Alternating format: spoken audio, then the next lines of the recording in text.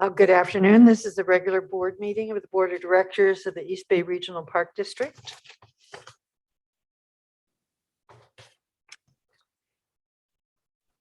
Turn my video on. And we are going to begin at 1:04, July 19th, 2022. Would the clerk please take the roll? Yes, Director Lane. Director Rosario. Here. Director Waspy. Here. Director Eccles. I see you. Yes. Director Wieskamp. Here. Director Corbett.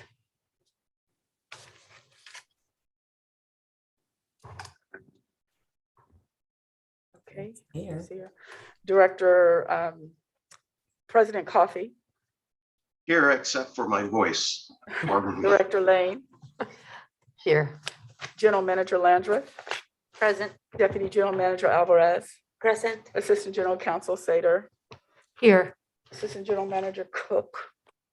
Here. AGM Chief Chiabaro. Here. AGM Kelchner. Here. AGM Casabon, acting. AGM acting Castillo.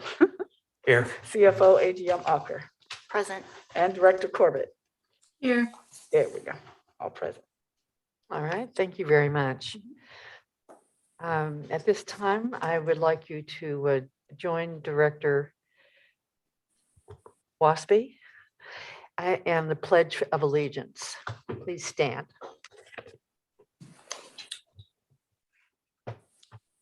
I pledge allegiance to the flag United States of America, and to the republic republic for which it which stands, stands, one one nation, under God, indivisible, with liberty and justice for all.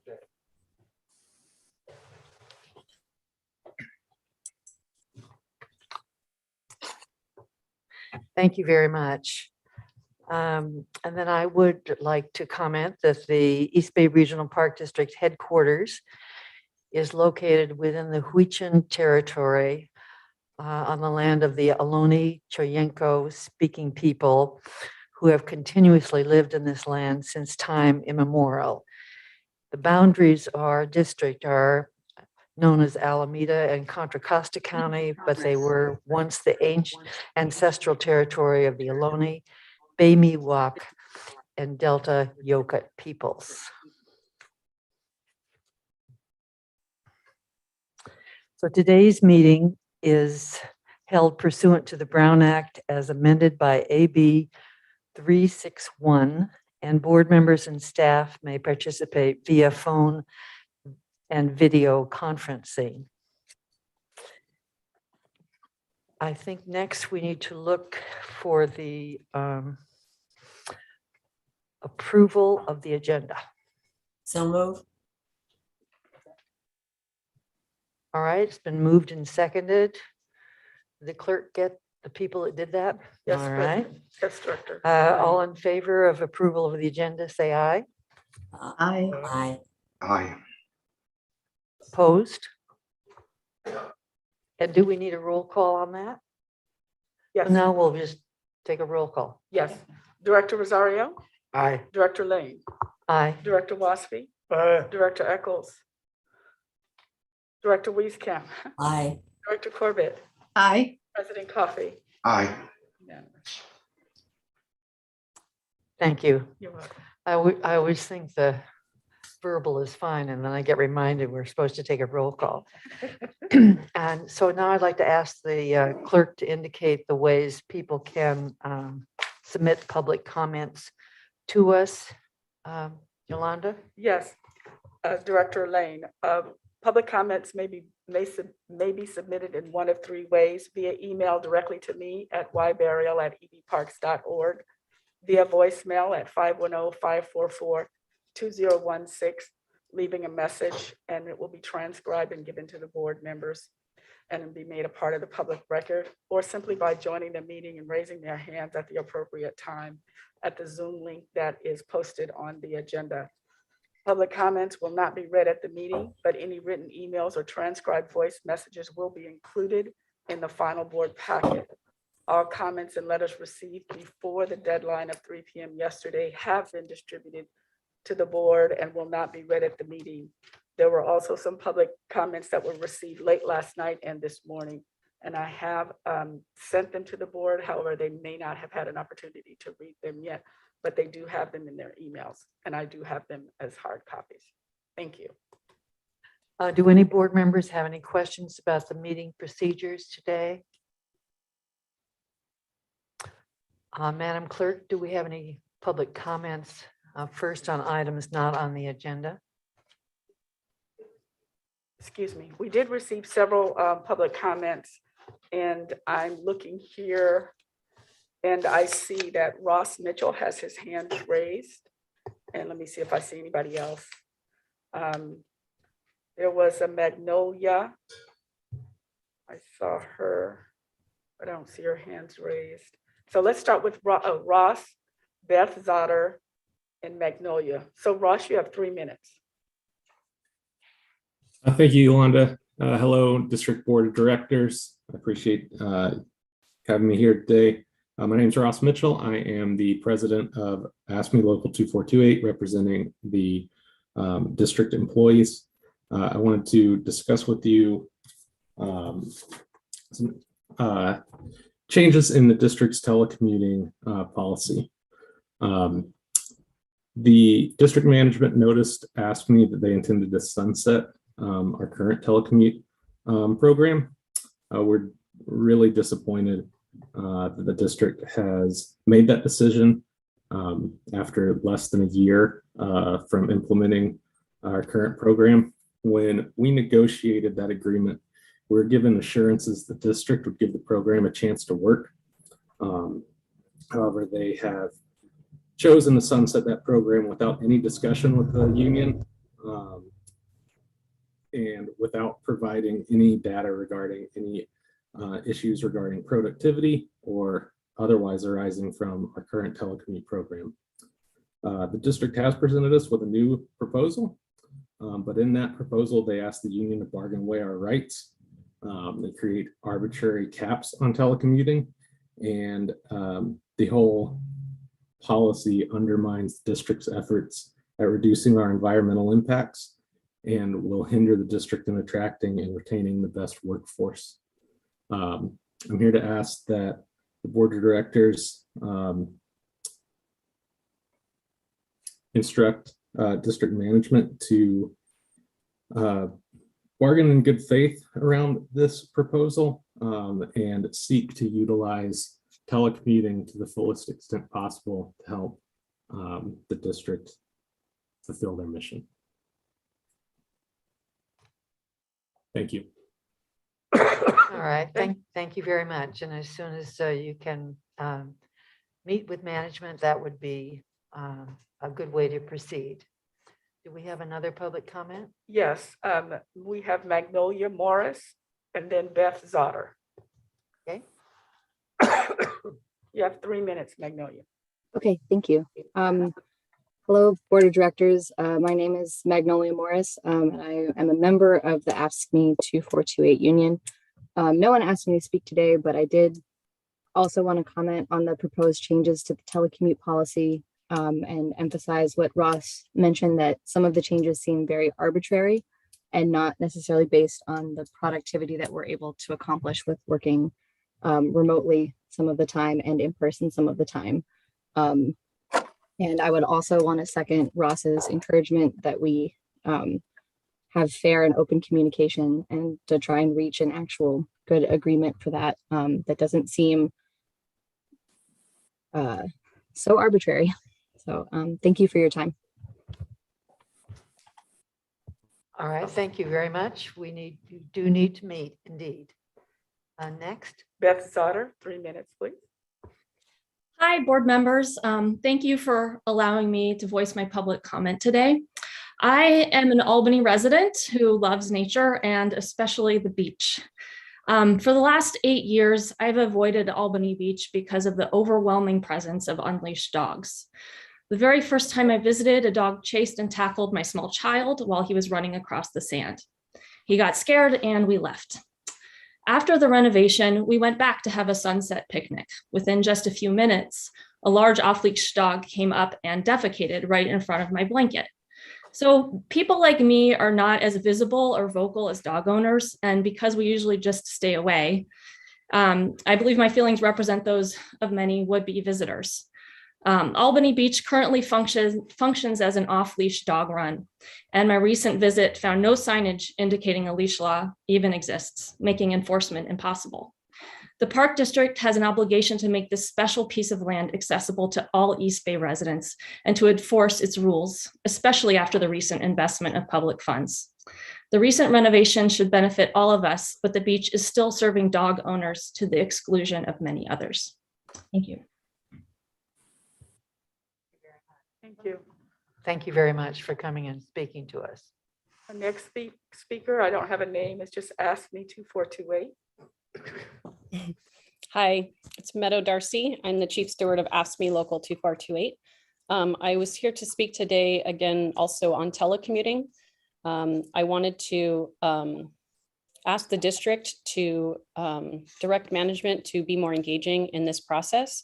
Again, as Ross pointed out, we spent a lot of time negotiating what we thought was a really great program for telecommuting that allowed for the business of the district to get done, as well as allow the flexibility to have workers work from home when there seemed to be no real reason to have them commuting 1 to 2 hours a day to come into the office to simply sit at a desk and then go home every day. I just wanted to point out that I really had high hopes for this program. As the chief steward, I made a huge effort to make sure that any frivolous grievances were not brought forward, that we managed that on our side. And unfortunately, there were a few AGMs that really put their foot down and created arbitrary rules and really gave no legitimate business reasons for denying agreements. There were also no statistical information on any productivity losses, no complaints on any type of disciplinary issues, any type of problems that arose.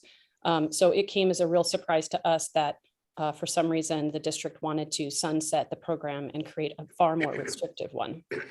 I'd like to ask that the district come forward and we have a more productive discussion on what's worked and what hasn't worked. I fully expected that to happen. Instead of simply rescinding the current agreement and providing another one. I think it's an important discussion to have about the agreement to say, this is what was working and this is what wasn't working.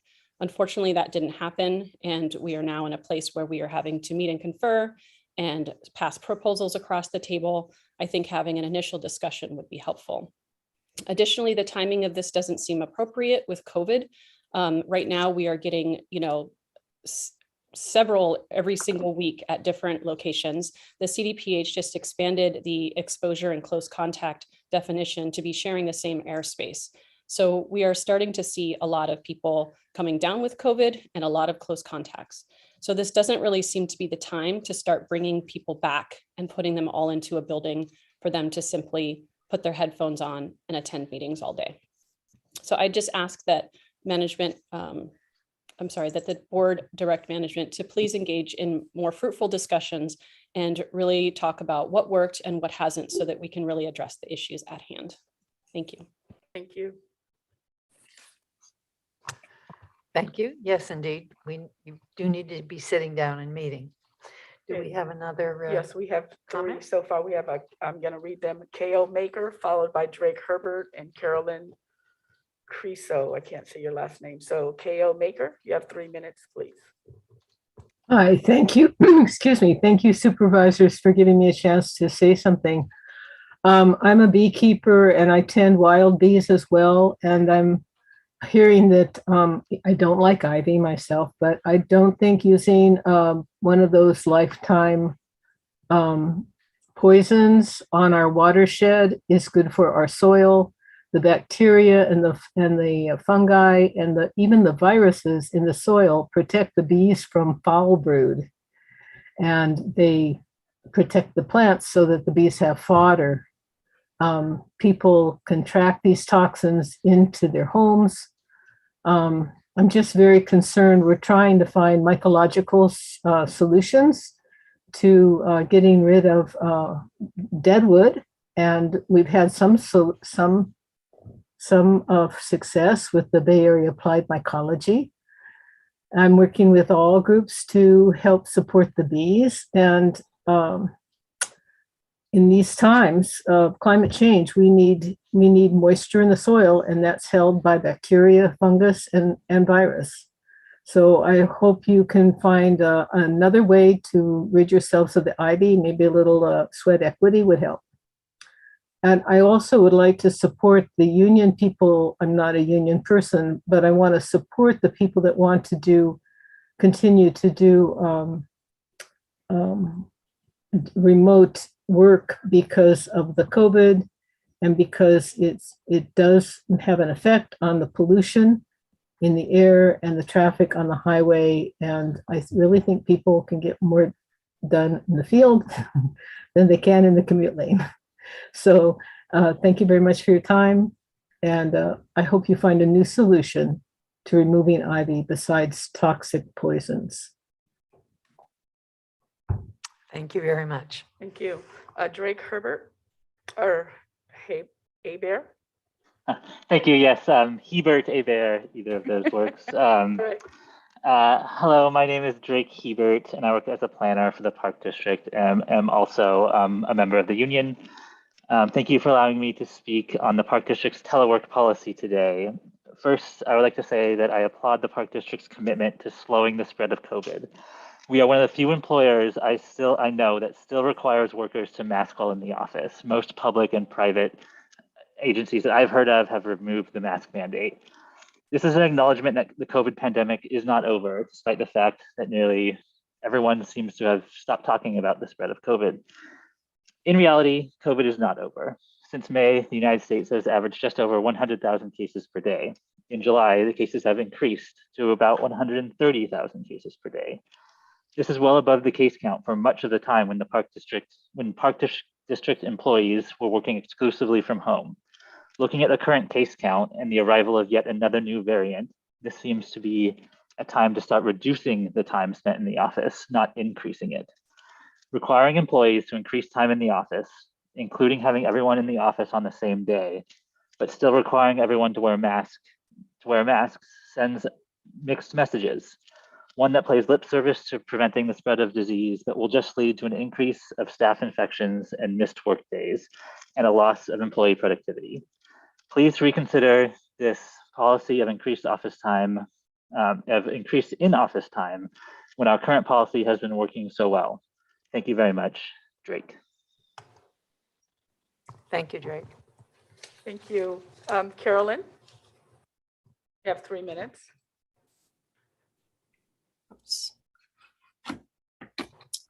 Hello, good afternoon, Board of Directors, General Manager Landreth, and members of the public.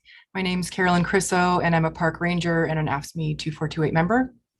I'm speaking today on behalf of the Workforce Diversity Committee, as well as full AFSCME 2428 membership. On behalf of AFSCME 2428, I'm here to represent employees who want accountability and transparency for the Diversity, Equity, and Inclusion, or DEI workplace assessment that the district began in February of 21. 16 months ago, the district had an all-staff kickoff with consultant BCT partners as part of an initiative to assess our organizational and workplace culture in regards to DEI. The district had earmarked $100,000 to create a strategy to address internal DEI issues. Unfortunately, the process seems to have stalled out in spring of 21 after conducting staff interviews. To echo many public comments made previously, this silence and refusal to issue a broad findings report speaks to the lack of transparency and communication about the DEI assessment process. In turn, this has led to frustration, confusion, and a lack of trust in the process for many district employees. The district recently won a 2021 award from the California Parks and Recreation Society for Outstanding JEDI Impact Award. And JEDI stands for Justice, Equity, Diversity, and Inclusion. As proud district employees, we wish we could say that board and district management is as committed to Jedi principles within our internal culture as it is to performing Jedi for public approval, but that currently feels questionable. It is true that we have made strides forward as a district, but much of that has come about because of union employees and staff affinity groups pushing these issues forward. As district employees and union members who have a true commitment to Jedi, both within our internal work culture and in how we engage with the public, these are our clear requests for what we do and do not want. So we do not want confidential information from the interview and focus groups. And we also don't want any more stalling or obfuscation from district management. What we do want is a general overview of findings immediately, and as well as monthly updates from management and forward movement with an updated timeline on the proposed benchmarks laid out by BCT partners. So we implore the board and management to continue the work that you have started, that we've all started together. So please, we request that you take action on your professed priorities and live up to our collective expectation of what we all know the district can be. We cannot move forward without you all taking the next step. So we appreciate what you've done together, what you've done so far, what we've done together, and look forward to taking the next steps. Thank you for your time. Thank you, Carolyn. And our last speaker we have under public comment is Renee Robinson. You have 3 minutes, ma'am. Thank you. Can everyone hear me? Yes. All right. My name is Renee Robinson, and I'm a senior administrative assistant at the Park District in the Public Works Department. And I'm writing to express my disappointment and deep concern regarding management's proposed telecommute policy. The district's mission is to acquire, protect, and operate regional parklands in perpetuity for public use while conserving these lands for the natural resource values they contain. This is the opening statement on the district stewardship website page, and it mirrors the work all staff members perform to reach the goals of this important mission. With that being said, it is difficult to believe management would reduce access to a telecommute policy without recognizing the following. 1, having fewer commuters typically means fewer cars on the road. Eliminating or cutting back on daily commutes reduces pollution and greenhouse gas emissions. As the largest regional park district in the United States, you would think we would want to address climate change and participate in reducing waste. Keeping a telecommute policy in place would support these important environmental safeguards. And 2, employee health and well-being should be a major concern here at the East Bay Regional Park District. According to the Auto Insurance Center, more than 30 minutes of daily one-way commuting is associated with increased levels of stress and anxiety. Telecommuting decreases commute stress, which in turn decreases associated health issues that include higher cholesterol, elevated blood sugar, and increased risk of depression.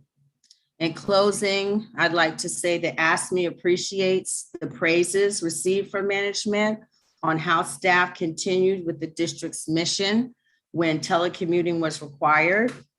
These acknowledgements allowed our membership to feel appreciated and valued. We ask now that you allow employees to experience a better work-life balance by embracing a continuous telecommuting policy. Thank you.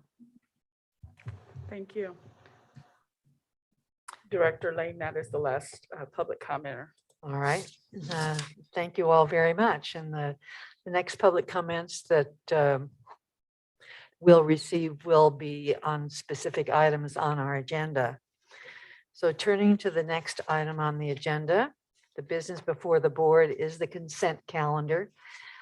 Consent calendar has a number of items today, A through M, and we are going to remove item K for a brief presentation and discussion by the board.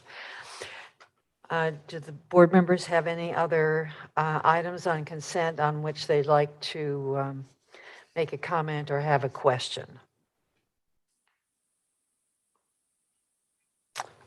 I do not see any. Has anybody? Oh, yes. Did you have one, Dennis? Oh, Yolanda, had anybody talked to you about any of the items on Yes, consent? Director Lane, we did receive just now a request to comment on item K, which is what you're going to be removing, authorization to approve the second amendment. Okay, but nothing besides that. No, that's it. Just one commenter on that. One speaker. All right, then I think we will discuss K and then we'll talk about how we do the motion for consent calendar. K is authorization to approve a second amendment to the Administrative Services Agreement with Mission Square for Deferred Compensation Plan Administration. And we're going to hear from Deborah Auker. Good Deborah? afternoon. Good afternoon, Director Lane and members of the board. I'm Deborah Auker, the AGM of Finance and Management Services and the CFO. The second amendment to the Administrative Services Agreement with Mission Square, formerly known as ICMA-RC, who provides record keeping and investment services for the district's deferred compensation plans, has three main recommendations that I'll review with you. This is a time-sensitive item, and it's just one of the several steps, one of the components and several steps that the district is making related to our deferred compensation plans. A little history: in 2017, the board approved a 5-year contract with Mission Square and created a deferred compensation advisory committee. The committee has met regularly and has made many recommendations for improvements to the plan. Most of the improvements have been approved by the board of directors.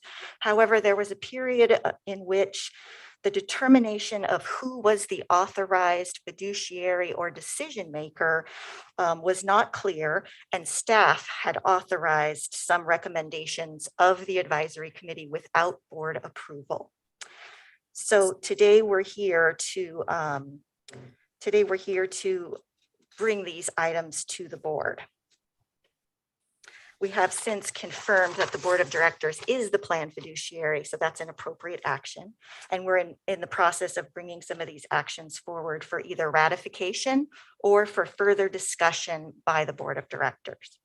So this item ratifies 2 of the actions that were recommended by the Deferred Compensation Committee and implemented, and it recommends rolling back 1 action that was implemented without board approval. This action will be, the action that we're recommending to roll back will be brought to the board of directors as a separate item to allow for thorough discussion at a future meeting and to allow for the proper discussion. So I think you also know we are also working with the Board Finance Committee and the Deferred Compensation Committee to determine if the board should remain the plan fiduciary or if there's another form of governance that would serve the plans better and the plan participants. And that process has been going on, I think, since March. So I will say this is all very complex information. And so thank you for letting me present this. I know the Deferred Compensation Advisory Committee has spent, many hours reviewing these options and making recommendations based on what is best for the plan participants. So, now in today's resolution before you, staff is recommending, as I mentioned, 2 of the 3 items that were previously implemented and rolling back 1 item to status quo. We recommend ratifying the change. So the 2 things that we're recommending are ratifying the change in the investment share class from a share R9 to R10. And this is moving the fee structure of some of the funds to a lower fee structure. And that's available because the plan has been growing. And so we have more options available to us. In 2017, we actually moved from the R5 to the R9, and that was a great fee savings for the participants. This is another step in that, and it also provides for a more equitable collection of fees. So that was recommended by the Deferred Compensation Advisory Committee. It was implemented, and we're asking you to ratify that. The other item has to do with a item that you approved on the June 21st meeting, and that's to provide additional fiduciary services to the plan. We entered into a contract with a firm called Mesero Investment Services, and they provide an extra layer of review on the investments. The board approved that contract, but this resolution allows for that contract to be paid out of plan fees in an administrative allowance account that have accumulated, so that the plan participants would actually contribute towards that service. And that's done regularly by other plans. So the item that the third action is related to the fees that are charged to the plan participants. And we're recommending to revert the fees back to the minimum cost required by Mission Square, which is 4 basis points. And then rebate any fees that were collected in addition to that back to the plan participants. So the reason that this is necessary is because staff previously implemented an increase in fees to 7 basis points based on a lot of discussion and for certain costs that we felt were necessary if the advisory committee remains a fiduciary, which we now know they're not. So we're suggesting to rebate all those fees back that were collected since April 1st, return the fee structure to 4 basis points, and just bring us back to status quo. That would allow the board to have a future item to discuss if fee increases were appropriate, what the fiduciary structure should be, and what are the necessary costs in order to manage the plan on a future item. And then we would be able to really kind of work on that governance model. So just to restate, we do feel that it's necessary to return to status quo and then come back at a future date to discuss any additional increases and associated cost. So we do approve, we recommend approval of the full resolution. I apologize, it's very dense information, so it's very complex, and the board material maybe didn't provide too much clarity. This action will eliminate any funds that were available for, say, training of advisory committee members or plan participant outreach. And again, that would come back at a future date for discussion. So that concludes my report, but I'm very happy to answer any questions. Thank you, Deborah. I appreciate that. We may have some questions from the board. As I understand it, the first 2 items you said are generally accepted and non-controversial. The third one seems to be quite controversial because board members have heard from a number of people about it. My question for you is that if we chose to delay this for a finance committee meeting and perhaps a deferred compensation meeting until the board's meeting in August, which is on the 9th, would that be appropriate in terms of any deadlines that are involved? We do have a deadline of mid-August to be able to change the fee structure. Otherwise, we have to wait until January of next year. So an August 9th decision would make that deadline. Okay. Thank you. And then are there any questions from any board members at this time? And then we'll hear from public. Dee? Yeah, thank you, Deborah. What is the role of Mesero? So Mesero is a outside entity that provides financial overview of different investment plans. And as you know, the deferred compensation plans are a retirement saving plans for employees and retirees. And this provides just an outside, we kind of call it a police report of how the funds are doing. And they look at all the different categories of who the fund managers are, the different backbone of the investments that are being invested in. And on a quarterly basis, we've engaged with them to provide us with a report to let us know if there should be anything that we should be watching, or if there are any funds that are not performing that we have concerns about, that we may want to switch out to a different fund option. So that's what Mesero does. So these are separate retirement accounts. So how, wouldn't you have to influence the individual retirees or the active members that are to enact any kind of a change? Isn't that more of an individual thing?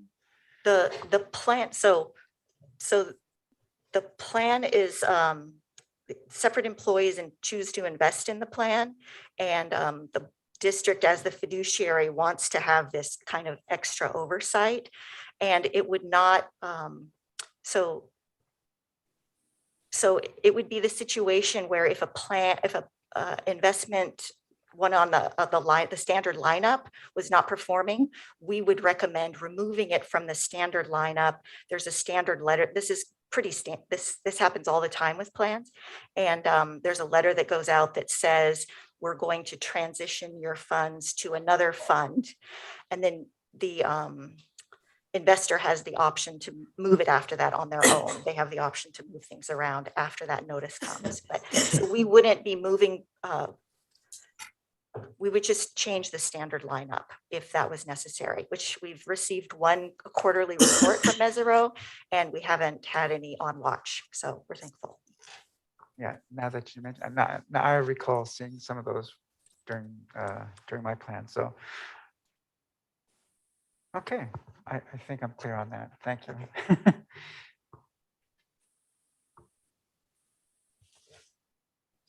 Thank you for this report. I don't know, a question, but I'd like to make some comments. I do agree that the board should be the ultimate fiduciary on this, but I do appreciate the hard work of the Deferred Compensation Committee and all the work that your staff has been doing to help this out. I think it's a benefit for the participants, and that's who we're trying to help here. The participants are our workers. So I obviously agree with the amendments. I think they're going to be a good thing to rebate money back to the participants. I'm all in favor for them. I just think that for every change that we're going to make, and if there are more amendments that will be coming, and I'm sure there will, I just really hope we can have a pattern of going before the Deferred Comp Committee, then the Finance Committee, and then the full board. I mean, as a member of the Finance Committee, you know, it's complicated. So the more I can hear these things and the way I can discuss them, and I don't want to discuss them right now on a consent calendar item that we may move somewhere else. But, you know, when we refer to things like on the statements of the additional, well, the administrative allowance account, and it was to cover additional investment advisory expenses and other potential expenses.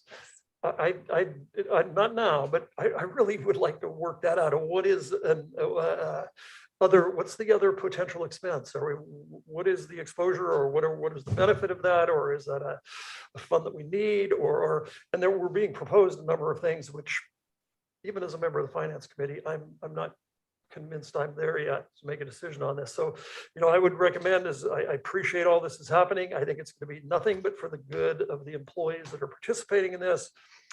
I just would like to, I like the idea of passing it through the Deferred Comp Committee one more time, because as we've all seen as board members, we've gotten lots of concerns from them. 3 of the committee members have contacted me personally, and I think everybody else. And then have it go to the Finance Committee where we can really kind of hash it out, and then bring it to the full board. If I could respond to that, Director Rossby, I agree. Taking this to the Finance Committee is very helpful and valuable. And due to the time sensitivity, I think that's why we didn't. However, we have a Finance Committee scheduled for next Wednesday. And so I will add this item to the Finance Committee meeting if that's the request of the board. Scheduling a advisory committee meeting will be more challenging, but I can attempt to do that before the August 9th board meeting. I'm happy to do that. That's a good point. I know that it is a timeliness issue and we discussed this. So if the deferred comp committee was not included in this, other than invited to participate, like every member of the public is invited to participate in all of our meetings.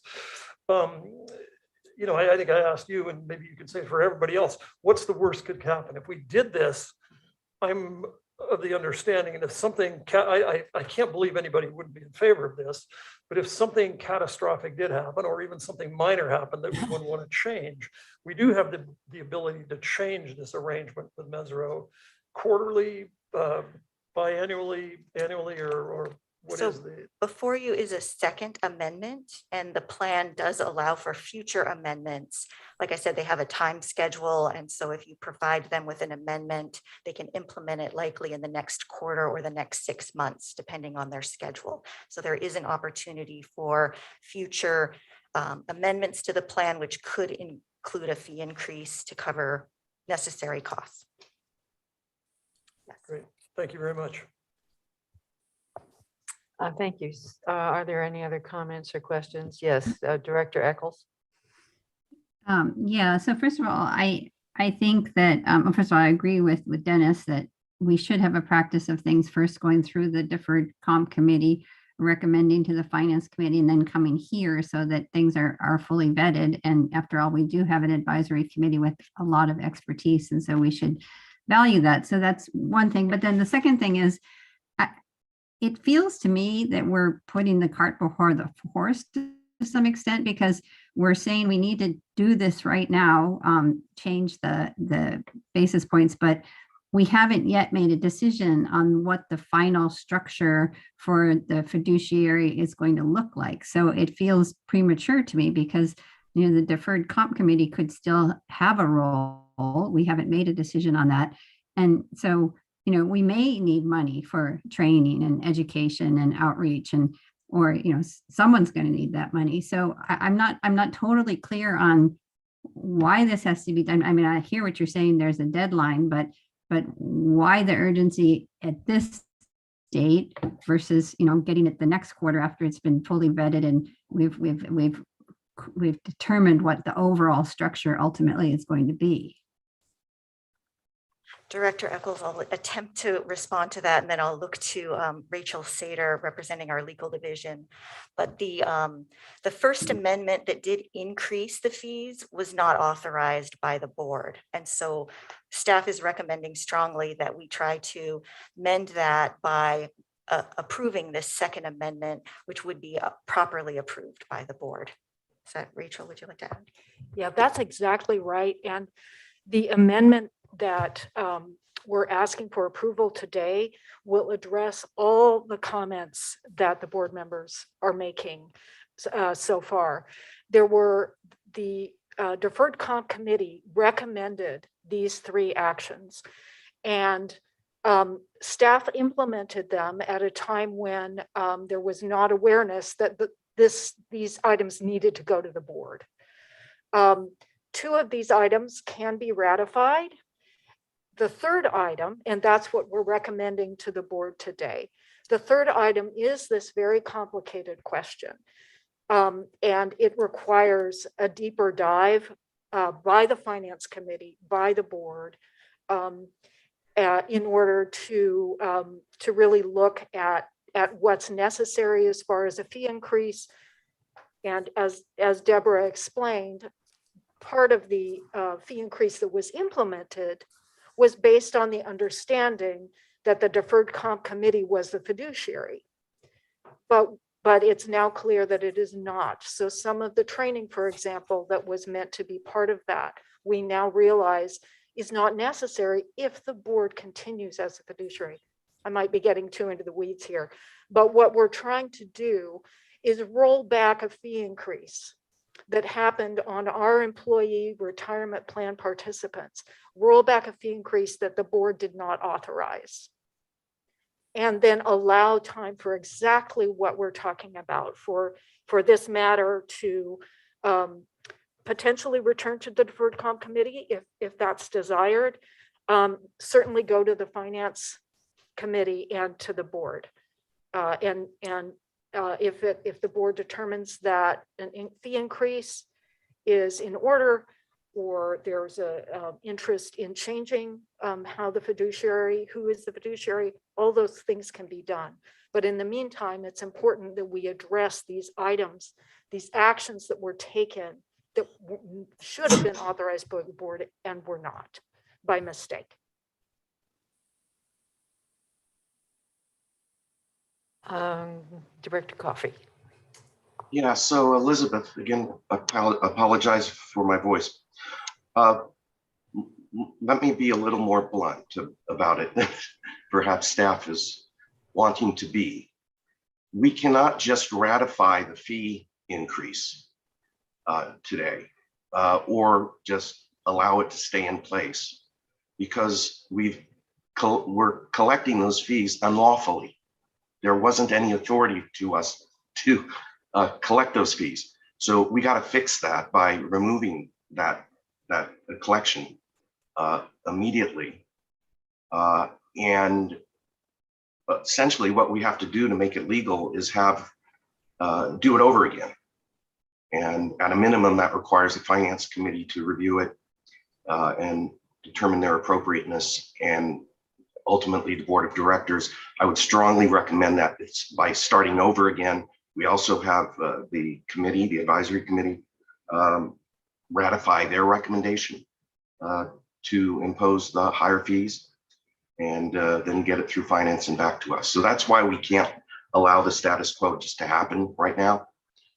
We have to go through that process in order to fix that particular legal issue. I want to also add that, you know, having attended, what was it last week, the National Association of Government Defined Contribution Administrators program.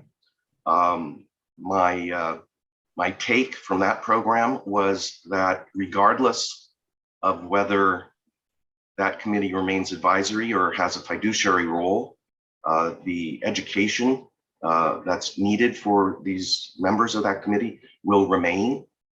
And I'm fairly confident that these fees will be just as appropriate, regardless of the advisory or fiduciary status of that committee. So again, I'm in favor of just passing the resolution and doing the fee structure over again, essentially, by going back to the committee and then finance. Thank you. Okay, my hand's been up. Yes, Director Corbett. Thank you. I have a lot to talk about, but I'll just be brief on this. I would say that this is serious and complex enough of an issue that we need information to help understand the right way to go. And I think that how do I explain this? We need to, there's the committee members you talked about, they'll review and make their recommendations, but the full board should have additional information to help understand the right way to go on this. And we got to not leave them out of that. So there has to be some opportunity for discussion of the full board too, not just like everything's been done and it's all okay and you guys should support it. There needs to be more discussion and understanding that information needs to be made available to us so we can make the right decisions and have the board actually make decisions that should have been made by the elected officials. So yeah, I'm looking forward to making sure you provide a lot of information for all of us so we can do the right thing. Thank you. All right, thank you. So having heard from the board and from Mrs. Walker, I appreciate that. Now we would like to hear if we have any public comment on this item.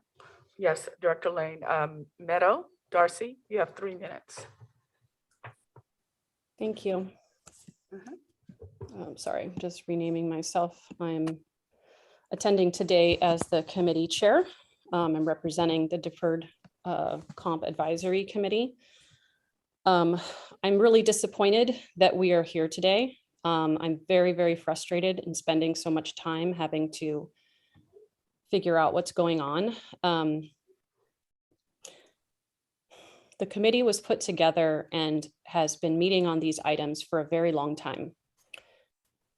I don't know why the decisions that we made, the motions we passed, the recommendations that we made were not brought to the board.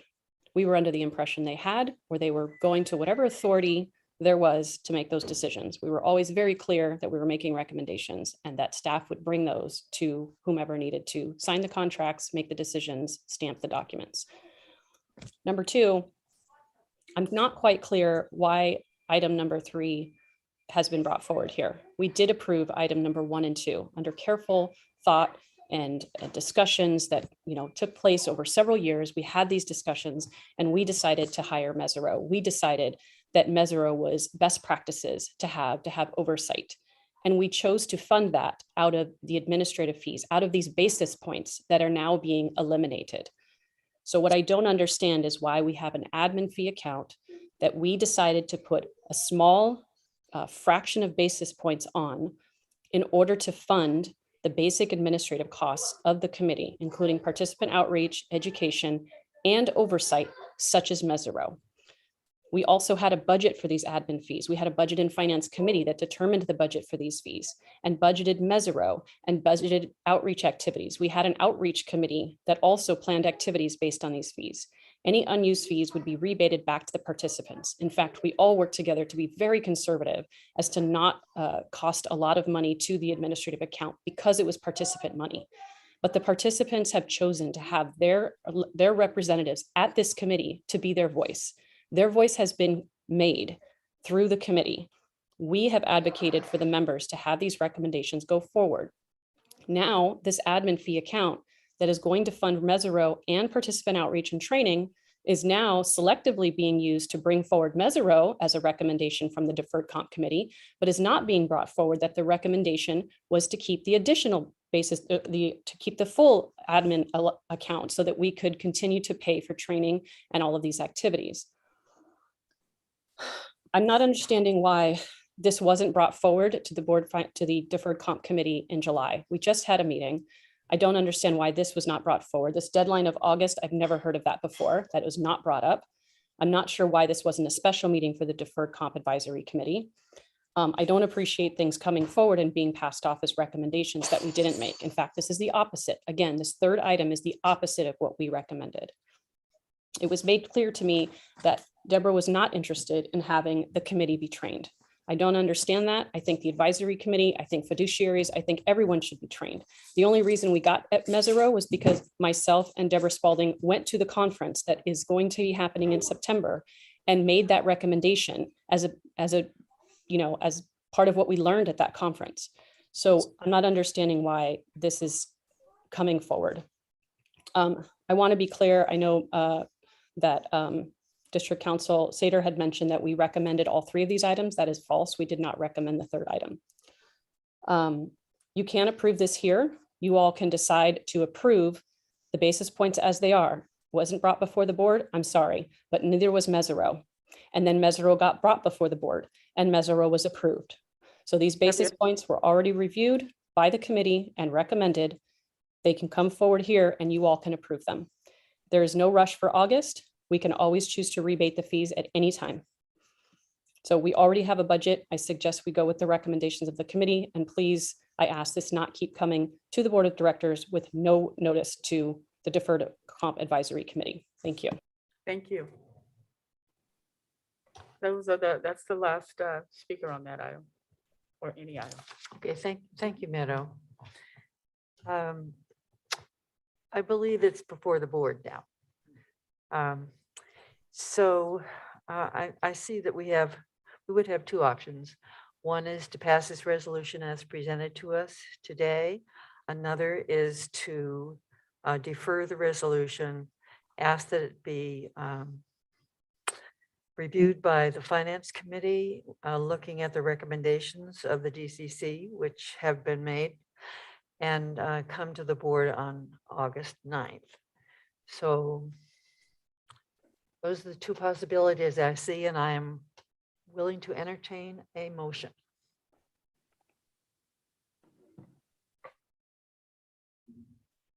I'll go. Oh, okay.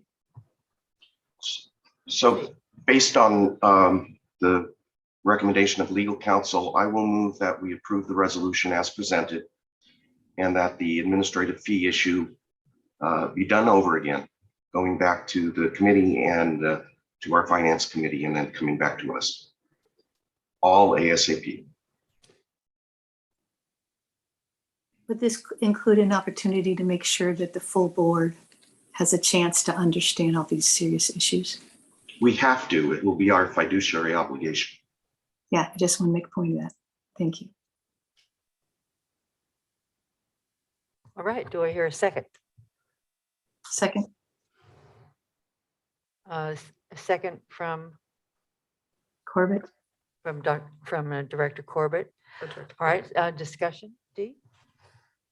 Yeah, Colin, can you clarify, we're in your motion, we're approving the first two items and then the third is going back? Yeah, that's the confusing thing that's going on here. The resolution ratifies two of the committee's recommendations, Mesereau and the investment structure change. That one. The third recommendation from the committee, as Meadow pointed out, is not being ratified. It's being reversed so that it can be done over again to fix the legal problem that's presented. Got it. Thank you.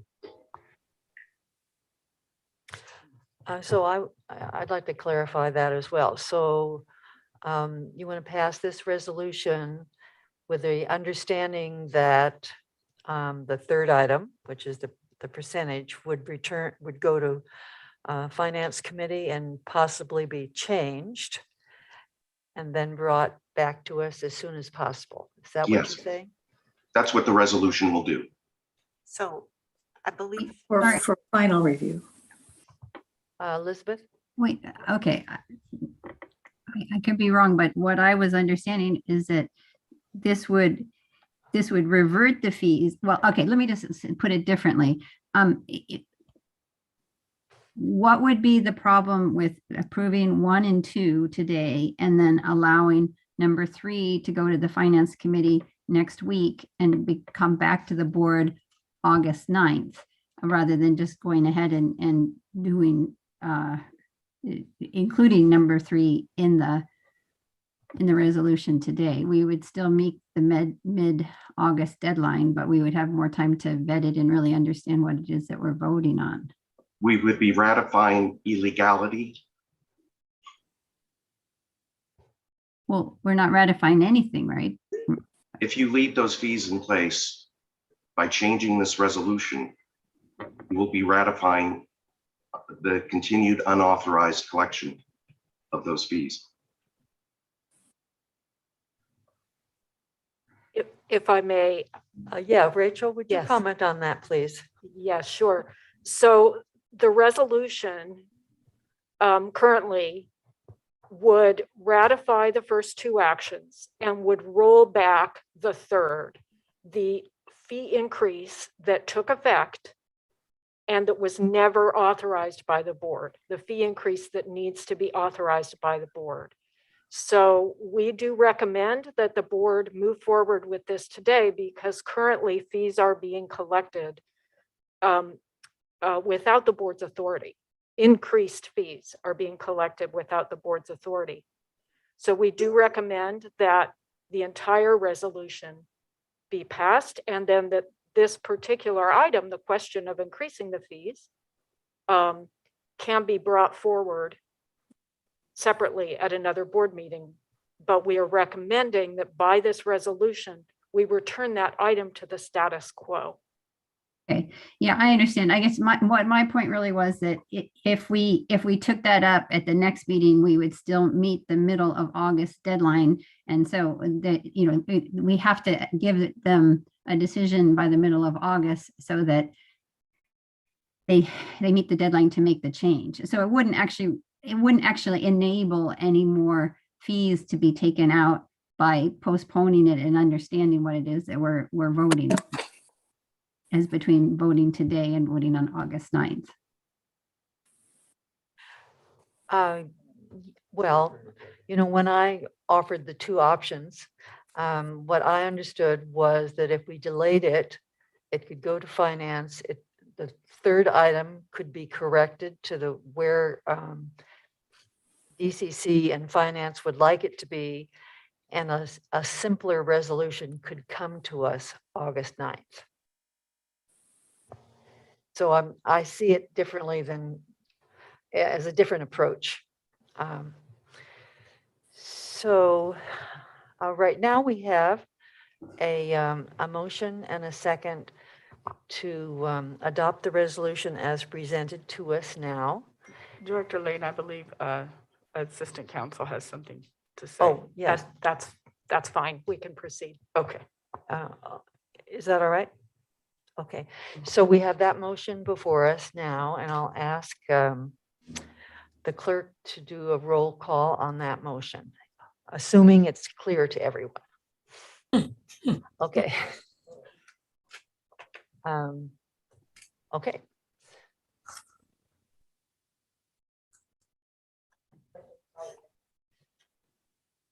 Yeah, just because Director it's Rosario, sorry.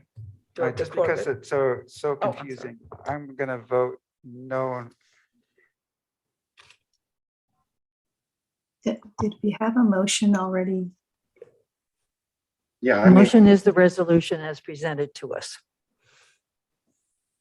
We had it was Already moved have by a Director motion. Coffey and seconded by Director Corbett. And I will add that Director Coffey suggested that ASAP, we take this item to the Finance Committee for further discussion and for an additional future amendment that may address any fees that would be needed in the future, but do it as two separate items, I believe is what Director Coffey is motioning.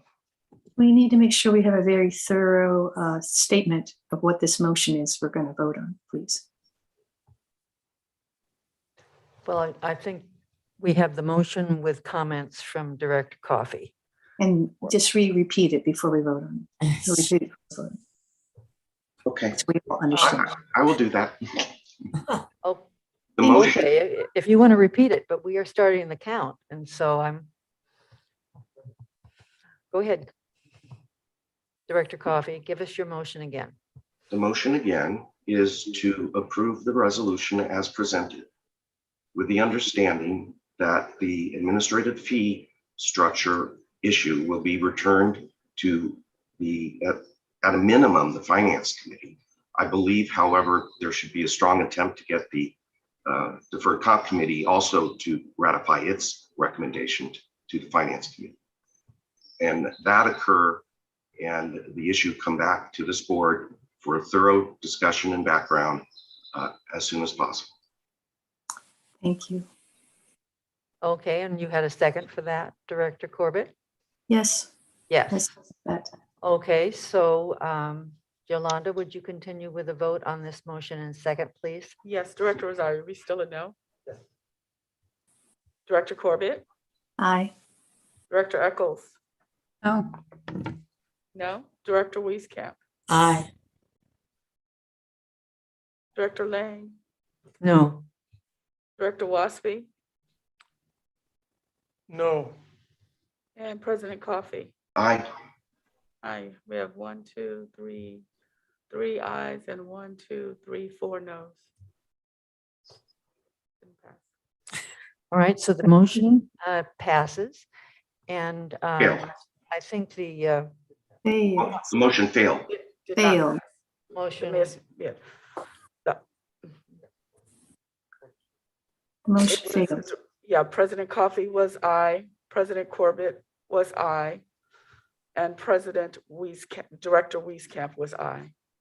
Oh, I'm sorry. And Okay, the so then the board motion failed. fails, and I'd like to entertain another motion.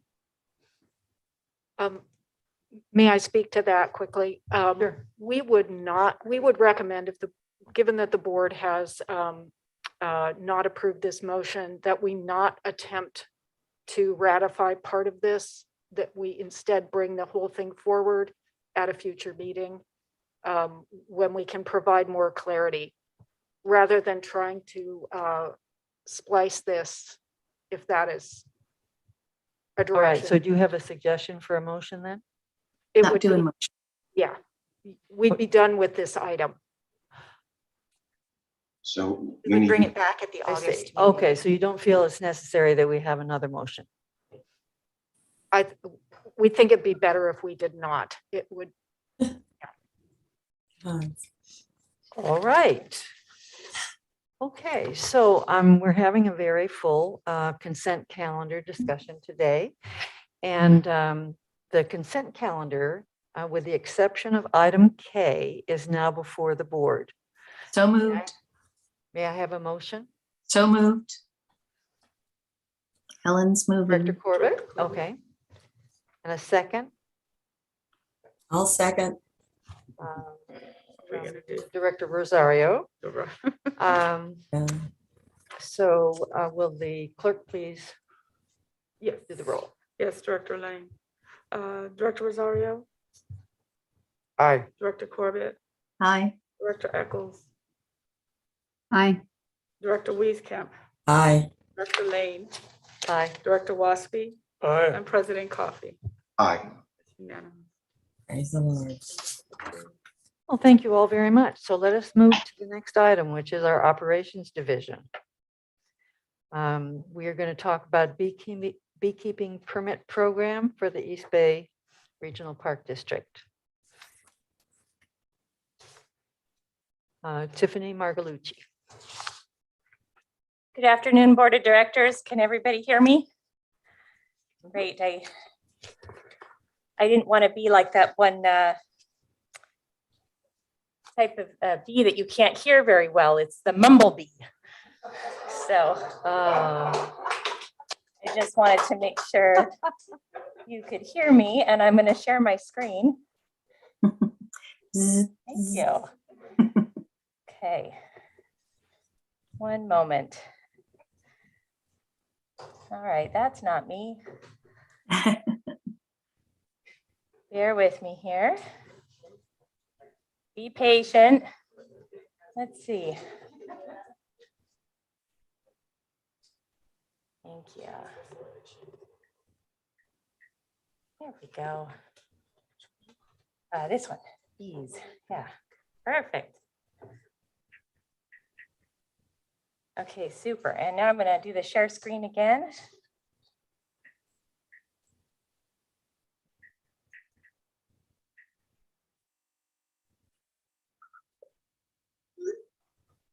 All right, wonderful. So thank you.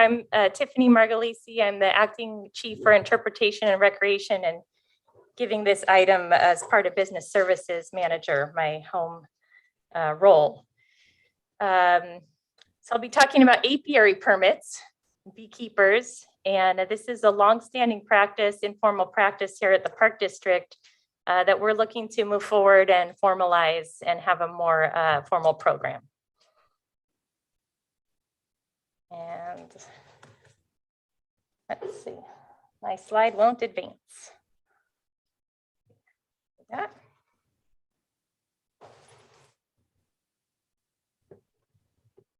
There we go. Just press it harder. Okay, thank you. Okay, so there has been a longstanding informal use of certain parks by non-district beekeepers. This has been having a lot of resource and interpretive benefits in terms of pollination, in terms of the naturalists being able to speak about bees to the public. And at the same time, it is a commercial use of public land, as these are third-party beekeepers that sell their honey. And also, we want to address the safety, access with the vehicles and liability and any other resource protection that hadn't been previously addressed as part of this longstanding informal use. We also have been recently receiving requests from new beekeepers who are interested in establishing hives on district land. And so we want to have a fair and transparent process for everybody. So staff is recommending to formalize the program. And I'll just briefly talk about the process we went through to get to this recommendation. Starting in June of last year, June 2021, we entered into interim licenses with all the existing beekeepers. Those are now into month to month, and there were 5 of them at Ardenwood, Guerin, Dry Creek, Quarry Lakes, and Coyote Hills, all near very special resources that benefit from this pollination. And during this 1-year interim period, we did not accept any new beekeeping requests. For the interim agreements in this 1-year period, we established some very basic rules. They have to call and schedule for access. They need to work around our special event schedule. And very importantly, they needed to provide and name the district as additional insured on their liability policy. Here's a picture of one of the beekeepers at Quarry Lakes. Here's some more pictures. I love to see these. This is the one at the Guerin Apple Orchard. You can see they're very small, minimal impact. They're away from the public, so there's no danger of people interacting with them. Here's one at Ardenwood. There's been 2 beekeepers at Ardenwood. This is the largest one at 40 hives. And here's some more pictures at Quarry Lakes. They have the rare fruit tree grove over there, which this benefits. So over the past year, staff has undertaken a deep dive into this, starting with regulations. We looked at the Department of Food and Agricultural code and what would govern bees. And recently there's been updated code and requirements about registering with the county agricultural commissioner. We have to get signs on all of our hives to make sure they're marked and people know what they are. And you have to notify the county ag commissioner when you move between counties. So very basic information, and part of our formalized process will just be reiterating to any beekeepers that they have to adhere to these laws. Additionally, we looked at, well, how does this benefit the district? It's what we found is it supports the district's mission, supports interpretive programs, and provides pollination to unique park resources. We have the resolution affirming our commitment to being a pollinator-friendly park system. Also in the board staff report, I mentioned the policy direction to managing parks in a changing climate. And this activity is consistent with both of those policy directions in terms of promoting more opportunities for pollinators. Next, staff took a look at what others are doing. Do other park agencies have this type of program? We did not find any other local or regional agencies that have a formal program for this, but we did at the federal level, both at the U.S. Forest Service, Department of the Interior, and National Park Service, all have formal beekeeping permit programs. It's viewed, the federal government calls it non-consumptive, so it's a very minimal use. They recognize, as I've already stated, it has resource benefits, and generally they do charge a fee, but a minimal flat fee, nothing too steep. So after staff conducted that review, this is our recommendation to move forward with a permit program for apiary permits. We're looking at proposing $150 fee per park per year. This is consistent with the fees that we found charged in the federal examples that I just mentioned. And also it scales well with the, in terms of our internal fee structure. For example, an annual vehicle access permit for caterers is $150. So we think in terms of processing and level of effort for staff, it's on par with that. For the length of the permit, we would be proposing a 1-year trial for first-time applicants and then moving to a 3-year permit. The beekeeper would propose to us where they want to go, the days and times of access, how much, how many hives they'd like to have, and document that they understand and will comply with the requirements that I spoke of about the county agricultural registration. would be reviewed by operations, stewardship, and also risk as others of other permit programs we have are, and if it's approved, and we would issue a signed permit. That's the recommendation, to establish the apiary permit program for existing and future beekeepers with an annual permit fee of $150 per year per site.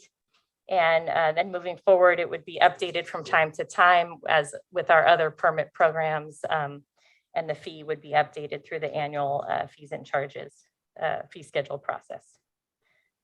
I will stop my share and be prepared to answer any questions. All right, thank you very much. So I have a bee person to my right here who's been advocating for bees. Do you have any comments? No, just very happy to see this happening, and I know with the Redwood used to have its own. The Redwood Schoolhouse used to be its own, have its own beehive, to the point where it got so heavy, honey was leaking through the roof. So yeah, happy to see this. This Was an example of an informal. right, informal. Thank you. All right, are there any other I have a- comments? Director Corbett. Will there be any limit to how many groups could be in a park? That's a very good question. And at this time, staff recommended not to set a fixed limit, but to evaluate and see how it goes. Right now, we have 2 at Ardenwood. Ardenwood feels maybe there's other places that could accommodate it. So we're going to see what the demand is. I did mention that we have had requests from new beekeepers. It's been, maybe 2 or 3 over the past 18 months. So I do anticipate interest, and we want to be fair to those incoming. I don't anticipate overwhelming demand. So we did not set a cap at this time. And is there, I think you did explain this, but as far as people developing honey and perhaps selling it, can you just tell us a little bit more about how that would work? And Yes, so the existing interim beekeepers all sell their honey. I understand most of it is farmer market sales, so they're not, these aren't huge, large scale commercial operations, but they are a commercial enterprise, and they sell their honey, and that's why staff is recommending that we formalize the program because of that aspect. This is totally separate from and does not prohibit staff from developing their own beehives as an interpretive element, if that's something that staff is doing. okay, so staff can be developing their own hives and selling honey somewhere or somehow, or giving it out, or Staff would, yes, if staff are doing it, they would be giving it out as part of an interpretive program, not selling it.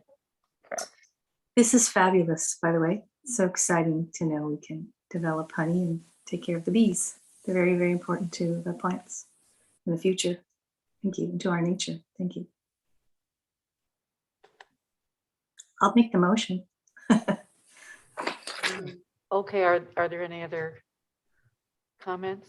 Yes, please. Dennis? Well, I'm very, very excited about this. Thank you very much for this program. And I love the fact we're formalizing it. I happen to be a beekeeper about 15 feet away from your park, our park over in Lake Chabot, and my bees love it over there. So I was wondering, just a philosophical question, and it's only philosophical about bees, but this is great. We've promoted it as, we get these folks that'll come in and do this, and they're great pollinators. I'm under the impression, I hope correctly, that there are many, many species of native bees that do the exact same thing, but they don't produce a bunch of honey so that us humans can, incubate them and take their honey from them and sell them. Is there ever been any thought of, or any studies that were competing with the native bees? I know that if you have a colony of bees, honey bees, if one of them gets a sniffle, they all die. That's colony collapse. native bees, I don't think they don't live like that. I don't know that there's any cross communicable diseases those two have, but that might be a concern. I'm sure it's not. I was hoping that I was following up on Director Corbett, though. I think we could be really creative if we suggested something like, instead of a $150 fee, 20 quarts of honey. I'm doing, and in all seriousness, because when I have my honey, I call it Arcadian Ranch honey. When people sell their honey, if you look at a honey, they usually say where it's from and what type of crops it deals with. And I'm thinking of Ardenwood. I could see pumpkin honey at Ardenwood, or whatever they grow at Ardenwood, and you could sell that. And people that like honey, it's like varietal wines almost. So I think there's a great opportunity to suggest that. I mean, just the administrative fee of getting $150 out of somebody is probably not worth that. But if they contributed a certain amount of honey to the interpretive services of the Park District, and maybe even put a label on it, it might be really cool. Thank you for all of that. And I think the first part of the comment is that we did work very closely with stewardship and their expertise in this area. And as I said, it's been a long-standing use. We have not observed any concern to native bees or conflict with native bees, and we will continue to have stewardship be an approver on the permit so that we can keep a close eye on that. So I do have a question along that line. When the beekeepers are in one of our parks and they sell their honey, are they entitled to say that they're from, that's honey from Garen's Apple Grove, or are they asked not to do that? We've been silent so far on if they can express their origin of the honey. I don't think we have any restriction. We don't have any restriction on it. Okay. All right. Are there any other comments or questions? And let's have a motion, maybe from Director Lane, I believe we have somebody who wants to comment on this. I'm not sure. Kelly Abreu, did you want to comment on this item, or was it something else? No, yes, thank you. This item, well, you know, this district is actually running farms, historical farms, apple orchards and stuff like this. Kelly. Yeah. Say your name and your first and last name again. And you are talking about the 2A on the 8th. Yeah, I'm talking about bees.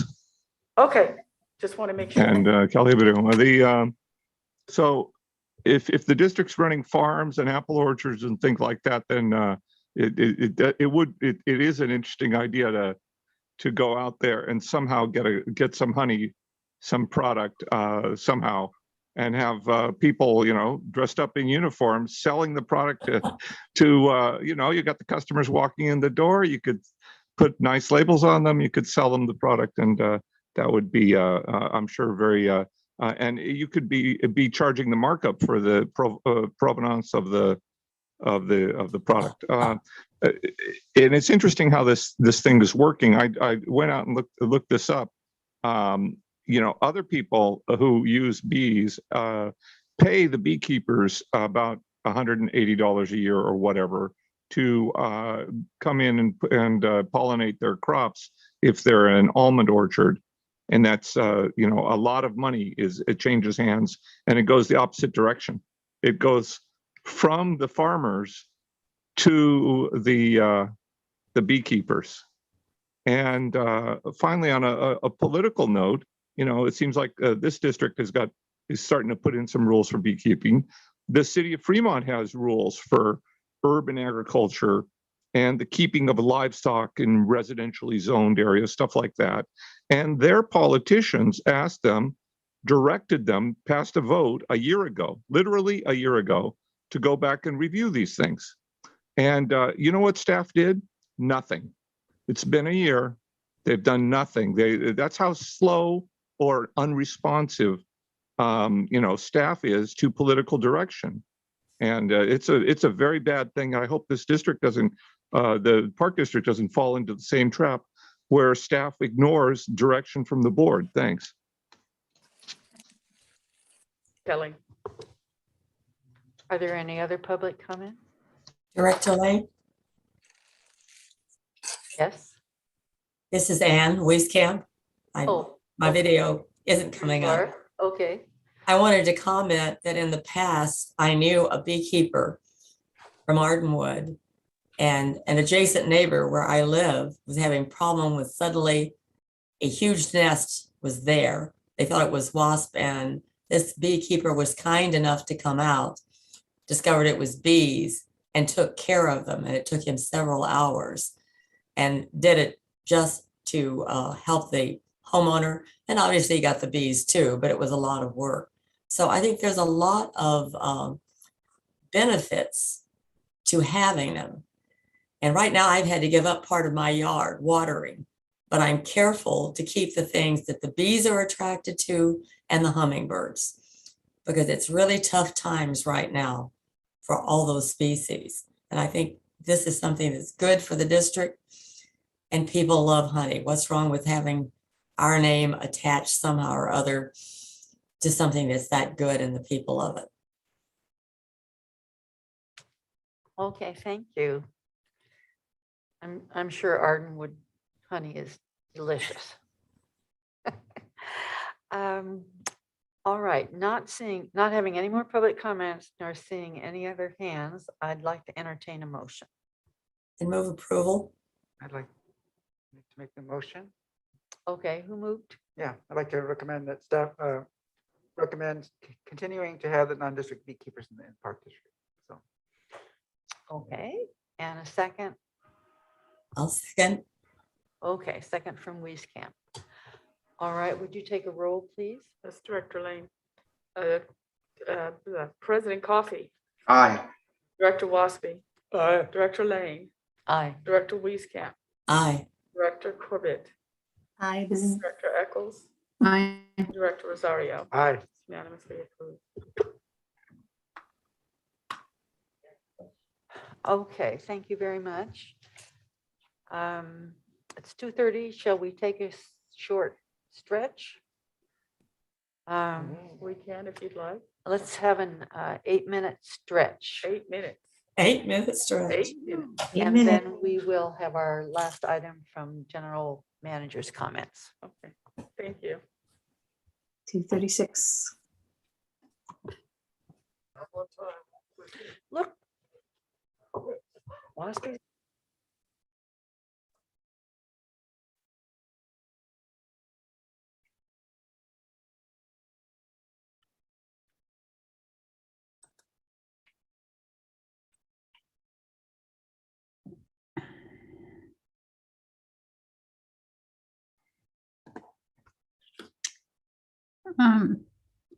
Could the host unblock my video, please?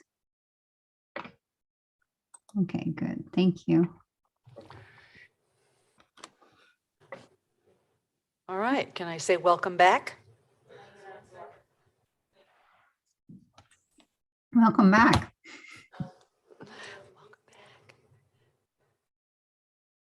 Yolanda? Yes, ma'am. Could you please start my video? Yes, Thanks. it's yours. Yeah, mine too. I don't know who did that. Okay, Director Lane. Thank you. and Director Waspy. Okay, I think everybody should be able to come on now. Okay. You are? There we go, okay. All right, we're ready now, Director Lane. All right. Thank you very much. Our next item is general manager comments. With our Good afternoon, members of the board.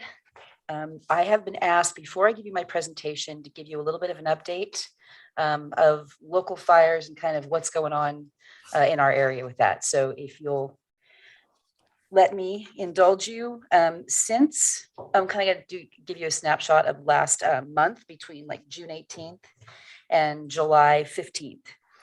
We've had 7 fires in the district or adjacent to the district, but most of them have been right on our property.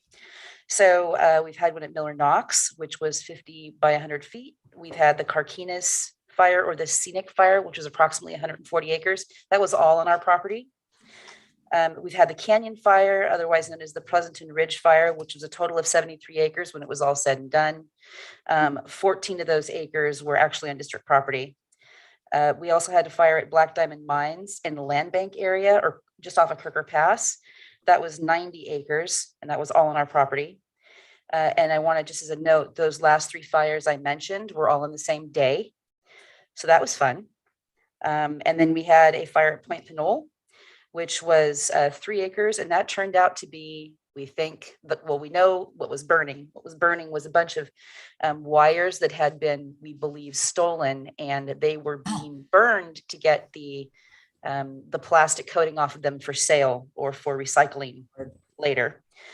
Oyster Bay was a 50 by 100 foot fire, and that was due to mowing. So we got to pay extra attention to those restrictions that we put in by the fire danger operating plan.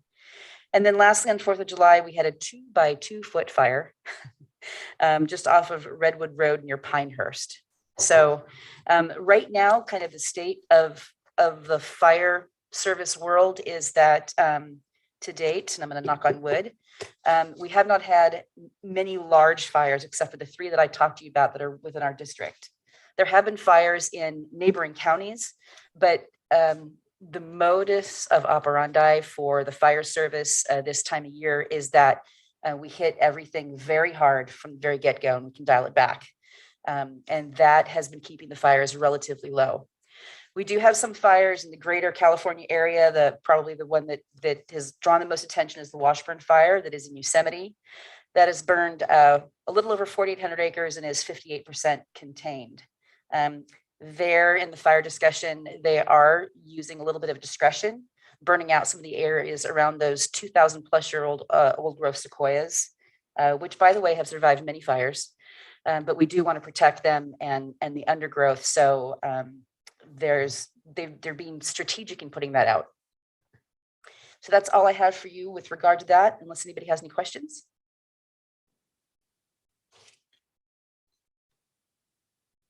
Yeah, Eileen, I was wondering, are the causes of any of these fires, are there any arsonists running around, or are these all just naturally caused or unnaturally caused? But you know, arson is usually suspected. It takes a while to prove, and it's difficult to prove. There are times when right away, we say, oh, that's clearly arson, like the wires. That was pretty clear what was going on there. Pleasanton Ridge, that was kind of an act of God. It wasn't particularly windy that day. There was a branch that fell and hit the wires, the cap wire that goes into a home, that sparked that. Typically, they start as car fires, maybe, that are along the side of a road or along the side of a trail. But we don't have any arsons that are known right now that are running around out there. Yeah. If we're ready, I'll move on to the presentation. Thank you.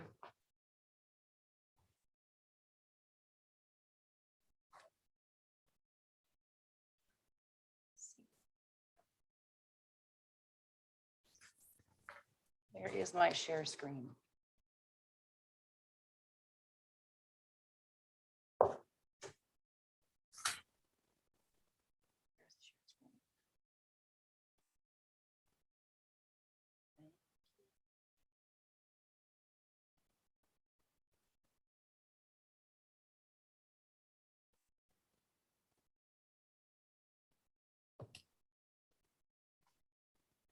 Perfect. Thank you. So I'm here today to talk about probably one of my most favorite things, the Diablo crew, and the fact that they really are one of a kind. There are other crews that have erupted since the Diablo crew was created. Crew 12 is Contra Costa County's version. CAL FIRE has done some things, but none of them are quite like the Diablo crew.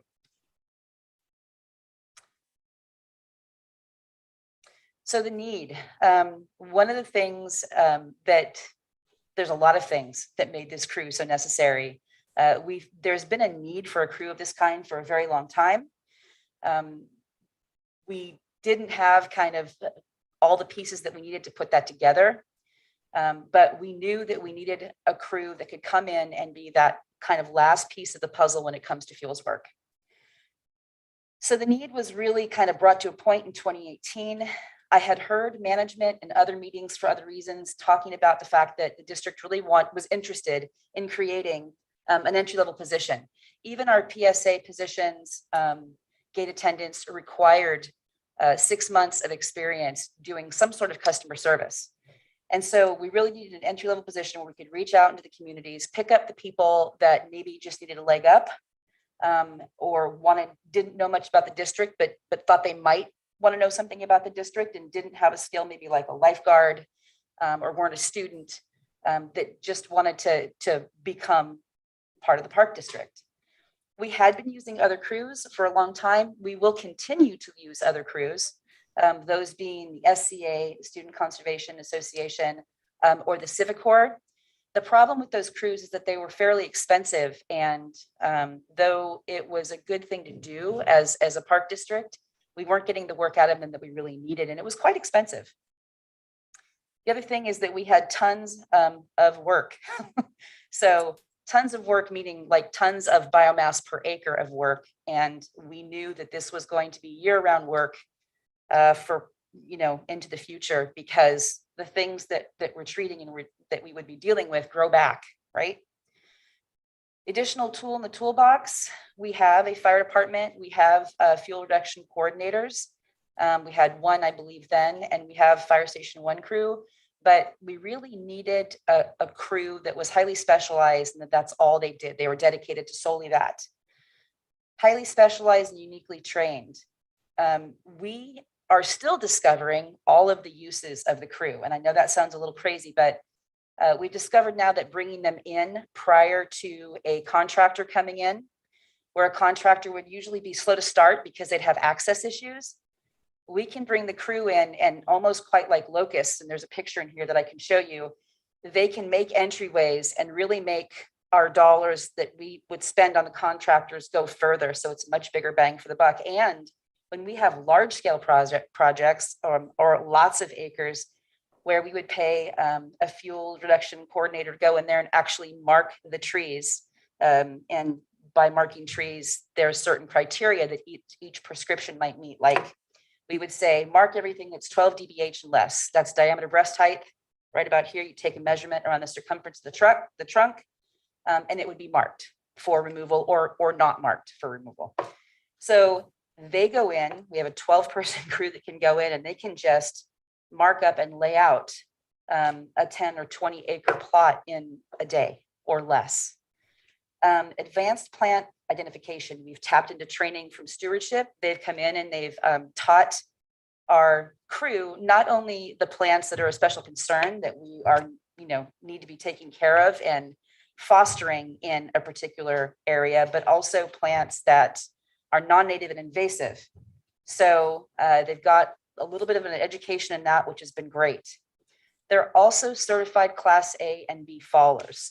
And what that means is they can come into areas that have got kind of less technical trees that are a little bit more straightforward, that don't have targets, and do a lot of tree falling, which is very expensive if you're carving that out for a contractor to do. And the added benefit is that they're NWCG, which is National Wildfire Coordinating Group, trained as a fire hand crew. So on those days when fire hazard or fire danger is extreme, or when we get a district fire, they are trained to that level to come in and do initial attack on fires. So, so the need was large for a multitude of reasons, and the district recognized that need. So the vision, it was a vision of mine, and it was a vision of Brad Gallup's, the retired assistant chief, that a crew be created because we knew there was a niche within the fire department within the district that they could really fill. A stepping stone for one, and not just a stepping stone for the people coming in who wanted to work for the district, but a stepping stone within the district, because the training that we were going to give them was going to get them halfway on their way up to being a park ranger if they wanted to be, or halfway up into being a firefighter if they wanted to be. And so this is a way for not only the fire department to keep retention and succession planning going, but actually the district. And we have some success stories that I'll talk to you about a little bit later. We also wanted to reach out to people that were maybe young and didn't know the area or weren't aware in their young life that the Park District existed. And also those people that maybe didn't have the education that doors might open for them. And there's a lot of people that we've worked with that we actually had met doing working with the FCA and with Civicor. We also wanted to give them room to grow. If you get your foot in here at the Park District and you're a hard worker, you can find your way to nearly any position that you want to. And so we wanted to make sure that when we hired people on, they were aware of that, and also fill our own vacancies with regard to firefighter 2. Maybe if they got a job with us and they went and got schooling a little bit beyond what we gave them, they could then move up into other positions in the district. We also wanted to build a hard work ethic. So the kind of work they do is hot, it's hard work. It requires they commit to themselves and to each other and to the district and to the people that they serve. And we have had great success with that. Creating lifelong employees was also part of the vision. I didn't plan on staying here for very long. Once I got here in 1994, I saw that there was tremendous opportunity here. And a lot of people feel that way. There's a lot of people that have played out their careers here and that will play out their career here. And if we can get people in the door who might not normally have the opportunity, that's what I'm hoping this program does, and it is doing. It's a force multiplier. The district doesn't have a crew like this. We have a roads and trails crew, which is kind of the same thing that the team or the small SCA crew that operations is trying to build is kind of along that lines. We needed a crew though that could come in, could do a certain kind of work, could do it safely, understood the crew dynamic, and they have helped out in a multitude of ways. This lower picture here on the lower right-hand side, for instance, if you can see the background, it's really smoky. This is a shot of Captain McIntyre talking to OCFs and fuels crew members. There's also some Rangers mixed in there because they were kind of putting together a plan for the morning. They were doing an incident briefing and putting a plan together for the morning for protecting all of our Delville buildings that were in danger at the time of the fire bumping it on the hot side. And so we were in there preparing to make sure that we had defensible space around those buildings. So, you know, you can bring a crew in of 12 and add that to your OCF program, your other firefighters and your park ranger staff, and you get quite a bit of work done. Also, we really wanted to meet the mission of the district, which is to reach out into our communities and bring people in and help them serve. So the initial ask, I want to give a huge shout out here to the board of directors for supporting the fire department in this, and also a shout out to AGM Alvarez, because she was one that came to us and said, what do you need? And we had a lot to tell her. It was a long meeting. She got the right people in the room, legal, HR. And my initial ask was for 12. We got there, we're there now, but we started with 5, worked our way up to 8. And now we have the crew that we have. When we had that meeting, luckily, Brad and I at the time were armed with a lot of physical data that supported what the costs were of the other crews that we were using, that we had been using over a period of time, and exactly what that money would get us when we paid that. And though it was a feel-good thing, and it still is, it wasn't meeting our needs. You know, we were getting for $10,000 a month, say for Civicor, we were getting maybe 5 acres done. And it wasn't always a crew that we could depend on for various reasons that were all legitimate reasons. But when you've got 365 days of work that need to get done, that's not going to cut it for you. So we also needed a place to house them. And the dear and historic Redwood firehouse was standing quite vacant, and it was in shambles. So once we found out we were going to get this crew, we put in about 2 to 3 days of just elbow grease and just cleaning things up to get it ready. And the rest is what the crew has done, and it looks like a restored building. So we did have a place to put them. And then, it was, okay, well, what is going to be their job and what is going to be their work plan and how are they going to be integrated and what is the job announcement or what does the job description look like? And all of these things that we came up with and we worked together with HR and with the union to figure out how we were going to pay these people and what that position was going to look like. So there was a lot of work that went into it, but we were prepared with a lot of the data, and that made it an easier sell. So where we are today in 2022, we now have 12 fuels crew members, 2 fuels crew leads, and 1 fire captain. I will be coming to ask you for a little bit more at some point because 1 captain for 14 people is quite a span of control issue. We don't have that any other place. And the fuel crew leads are not supervisors. So they are leads, but they don't do things like sign time cards or write performance appraisals. So need to work on that a little bit, but 12 strong with 2 fuels crew leads and 1 captain, that's 15. And that can do an awful lot. We have burnt 358 piles, burned and created 358 piles. We have completed 319 acres of treatment, and we have been to 10 district fires, as well as a 2020 fire siege where we played an incredibly important role. Some of the other things that we have done, and this is one of those things where I was telling you, we're still kind of uncovering or discovering the benefits of the crew. We needed to provide defensible space almost immediately around many areas in North County, in Contra Costa County. And this had been deferred maintenance for a very long time, and operations did not have the staff to do this on their own. And so we sent the crew in. And so all of these buildings that are listed here had complete defensible space put around them. And that sounds like a minor thing, but when you consider the fact that it was 20 years deferred maintenance, it was not a little task. It was a huge task. And it was right at the beginning of fire season.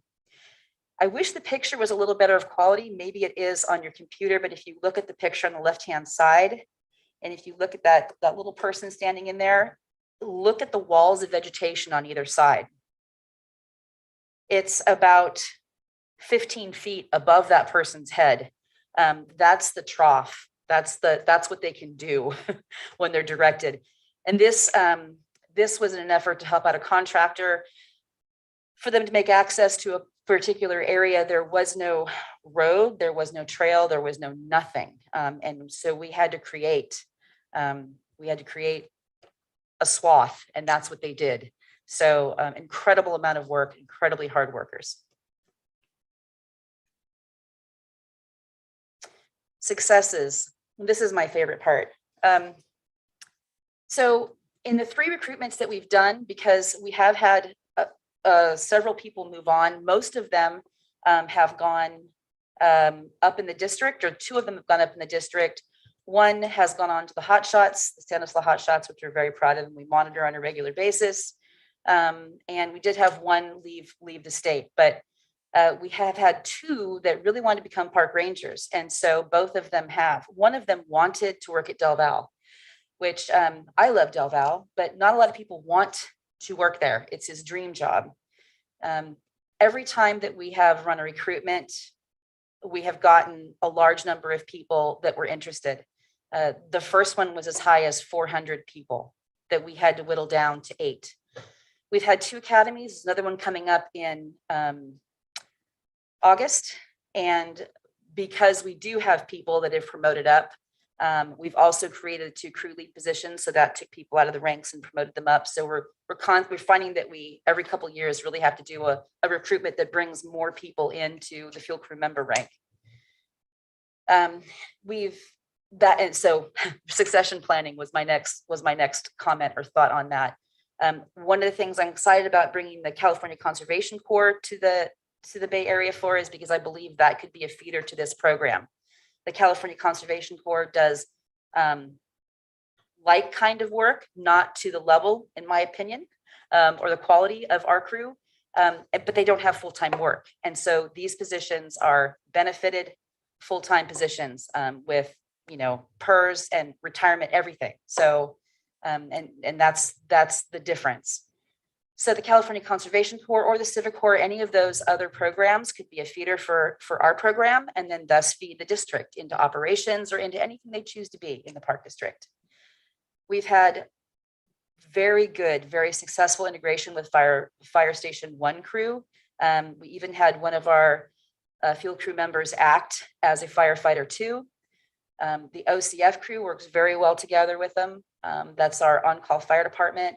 And then the Operations Small Trails crew has been invited to work alongside of us on several occasions. And we've actually helped them keep up, gave them their first SAW class, their S212 class, and then helped them maintain that. Oh, I want to go back here. I'm sorry. Then there's the human aspect of the program. And this is the one that really resonates with me. A lot of the folks that we've gotten, this has been a life-changing position for them. We've had folks that didn't have a home, folks that were, living in their vehicle, kids that were finishing out their GED or just recently got their GED, folks that had no family to speak of. And so as you're bringing them in, you're hiring them and you are putting them through training, you start to realize things like they don't know how to eat correctly because now they're really having to put their body to work. And so we teach things like, proper balance of proteins. No, Hostess cupcake is not, not something that's appropriate before you go on a hike. That they need to sign up for doctors. Now that you have medical insurance, that's great, but what does that mean? Well, I don't know how to do that. So we're giving them computer skills. They get online and they go and they order things through Central Store. We're teaching them that there are trainings available to them. Just kind of life habits that you wouldn't think would necessarily be part of this. And not everybody that comes to the crew is that way, but they're trained first and foremost that they need to function as a crew and as a team, and that they're there to take care of themselves and each other. And so in that process, some of the crew members may bring things to the other crew members that they'd never done before, or never experienced before, or taught them things that they weren't aware of. So it's been a journey, and we've had some hiccups, but we learn, and we do better next time. And so the human aspects of this program, I think, are really the ones that resonate with me, because we're reaching out, we're giving these people a leg up, and then teaching them that if they work hard and they do what they need to do, that they can make progress all on their own, and be proud of that. Adaptability. That's one of the successes, is that we figured out just how adaptable the crew is.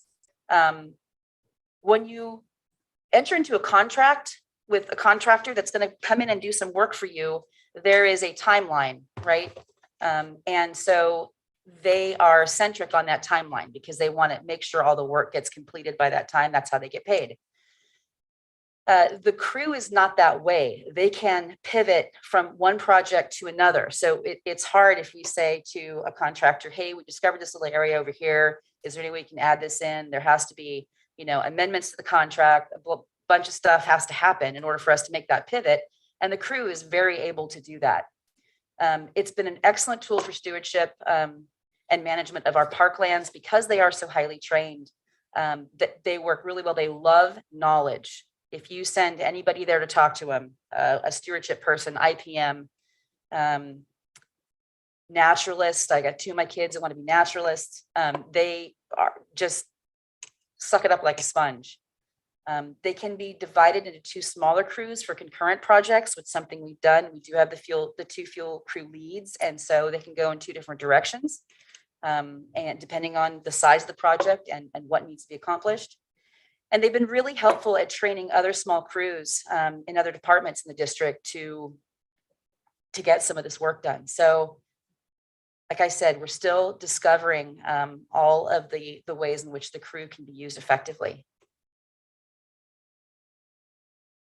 And really, I think the biggest takeaway message that I want you guys to get is that this was the last piece of the puzzle with regard to the fire department and fuels. They are not allowed to be OCFs. They have to function as a fuels crew. Then we have the OCFs that are on the apparatus that kind of back up the permanent staff, and we have permanent staff. They all play a very important and integral role, not only in fire suppression, but in fuels management. And so without this crew, we would have to rethink how we do things, because so much of what we do is now evolved over the use of the crew and their adaptability. And so this is a personal thank you from me for the support. I think this crew serves the district in a multitude of ways that we're only still discovering. And this is my absolute most favorite picture in the whole world of the crew on a hike back. I believe that was the day that Secretary Wade Crowfoot came. He met the crew, saw some of the work that they were doing, and on the hike back to Redwood, the captain took this picture, and I love it. Dee, you probably know where that is.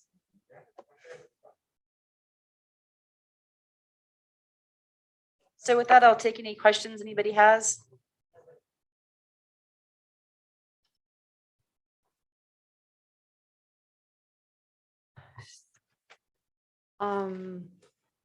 So are there any women in the crew? I am working on it. We did hire one. She lasted about 3 days. I don't think she was prepared. That were her words.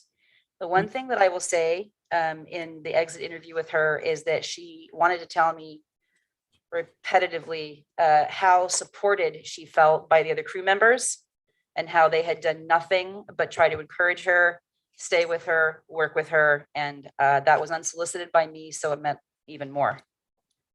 So I am working on it. Okay, well, I mean, you need to have a unusual person who really is strong, physically strong as well as mentally, I would think so. look what they have to do. So good, work on it. Perfect.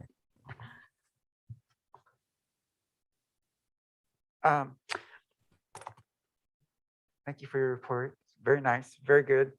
And I just, on the career ladder, have we had any applicants from the EBCC or the SCA? I'm still green. We have one, two, I believe we have either 2 or 3 permanent fuels crew members now that came from the California Conservation Corps. Not local though. I believe it was other California Conservation Corps. My goal though is that if we can bring a California Conservation Corps back to the Bay Area, that we will get more of those folks. Yeah, I was hoping we can get some from our local EBCC and SCA kids, because they're doing kind of similar work. Well, and so we work with that small trails crew that's SCA, Yeah. so they're very aware, and they've actually trained with our guys. So Hopefully. it's hopeful. Keep Yeah. our fingers crossed.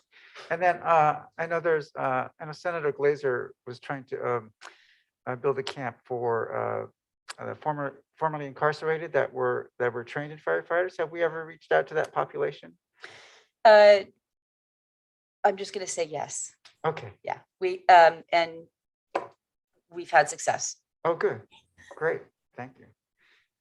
So yeah, and then you have, I was thinking you have a 12-person crew. Do you have 2 vehicles or just 1? So we have a crew bus. We actually secured a crew bus. That the one we saw on the white bus that we That saw? is, it's no longer white, it's now red. I thought that was a beautiful exchange. We got that we had rented it for a couple of months. We ended up getting it for free. They wanted to charge us $20,000, but we had put together a very comprehensive list of all the necessary fixes. And in the end, we ended up swapping them out, a Type 6 that was going to go and be traded at auction. So we worked out that trade, and it was a win-win. And instead, we used the $20,000 to repair the vehicle, which is currently where it's at right now. It's been painted, but a brand new vehicle is around $270,000. And so this was a good way to get our foot in the door and figure out if it worked for us, and it absolutely does. Great. And then your crew members are eligible to be permanent firefighters? So there's some work they have to do on their own first. We don't want to give them anything necessarily Right. because the stuff that matters the most is the stuff you work hard for. We give them a leg up so they get about halfway up to having the certifications they need to be a firefighter too. And they get a lot of good experience that will get them in the door to be a park ranger. We've had 2 that have become permanent park rangers. One of our crew members did the work and became went to school, used this blue money to do that. Proving again that, it's really, you give them these opportunities, and got their firefighter 1 and their EMT. And so that made him eligible to be firefighter 2s, acting firefighter 2s. And that's the other thing, is that I really want, it would be really wonderful to have firefighter 2s that had that crew optic as they came in, because crews are important. That crew dynamic is important. Learning how to work with a crew as well as working by yourself is an important thing that will serve you any place you go, but especially here in the district. Great. Thank you. Well done. I have a question. Yes, Ann? How are we doing our approach in getting ethnic diversity on the crew? To answer that honestly, I am not doing anything to do that, but we absolutely have that. Do that. We absolutely have that diversity on the crew, except for a woman. We don't have a woman. Well, you got to be a pretty tough woman to do that job, I suspect, coming from the right background. But very admirable what you're doing. It's If I was coming to the district for the first time, that's where I would go. I believe you. I believe you. Great work. Congratulations. No, ma'am. Sure. Thank you for your presentation. I love this crew. Let me see, I don't want to editorialize too much, but I do all the time. I think with a 12-person crew that's been trained, that's been to an academy, that has a crew bus, I think these guys fit the OCF model really, really well. So I hope we can consider that as a board and as a staff. I think it's an easy transition, and I look forward to that. And I also wanted to mention, I think that something you did mention that we had, what was it? We had 2 academies. And I know that the people we hired to consult with happen to be Park District employees and good friends of Days and I. So the tradition continues. I think it's really amazing that we train these people, we employ them, and then we bring them back to train other people. And I'm really happy about that. Yes, we're going to be doing a lot more of our own internal training once we've got the model down, but yes, absolutely. Yeah, it's great. All right, are there any other comments from the board? I really appreciate this report, and I can see why you like these pictures of your crew. And I do appreciate getting the fire report of what's going on. Several of us were at the Port Chicago Memorial, and in driving there, you could see the fire in the peat moss. Is that right?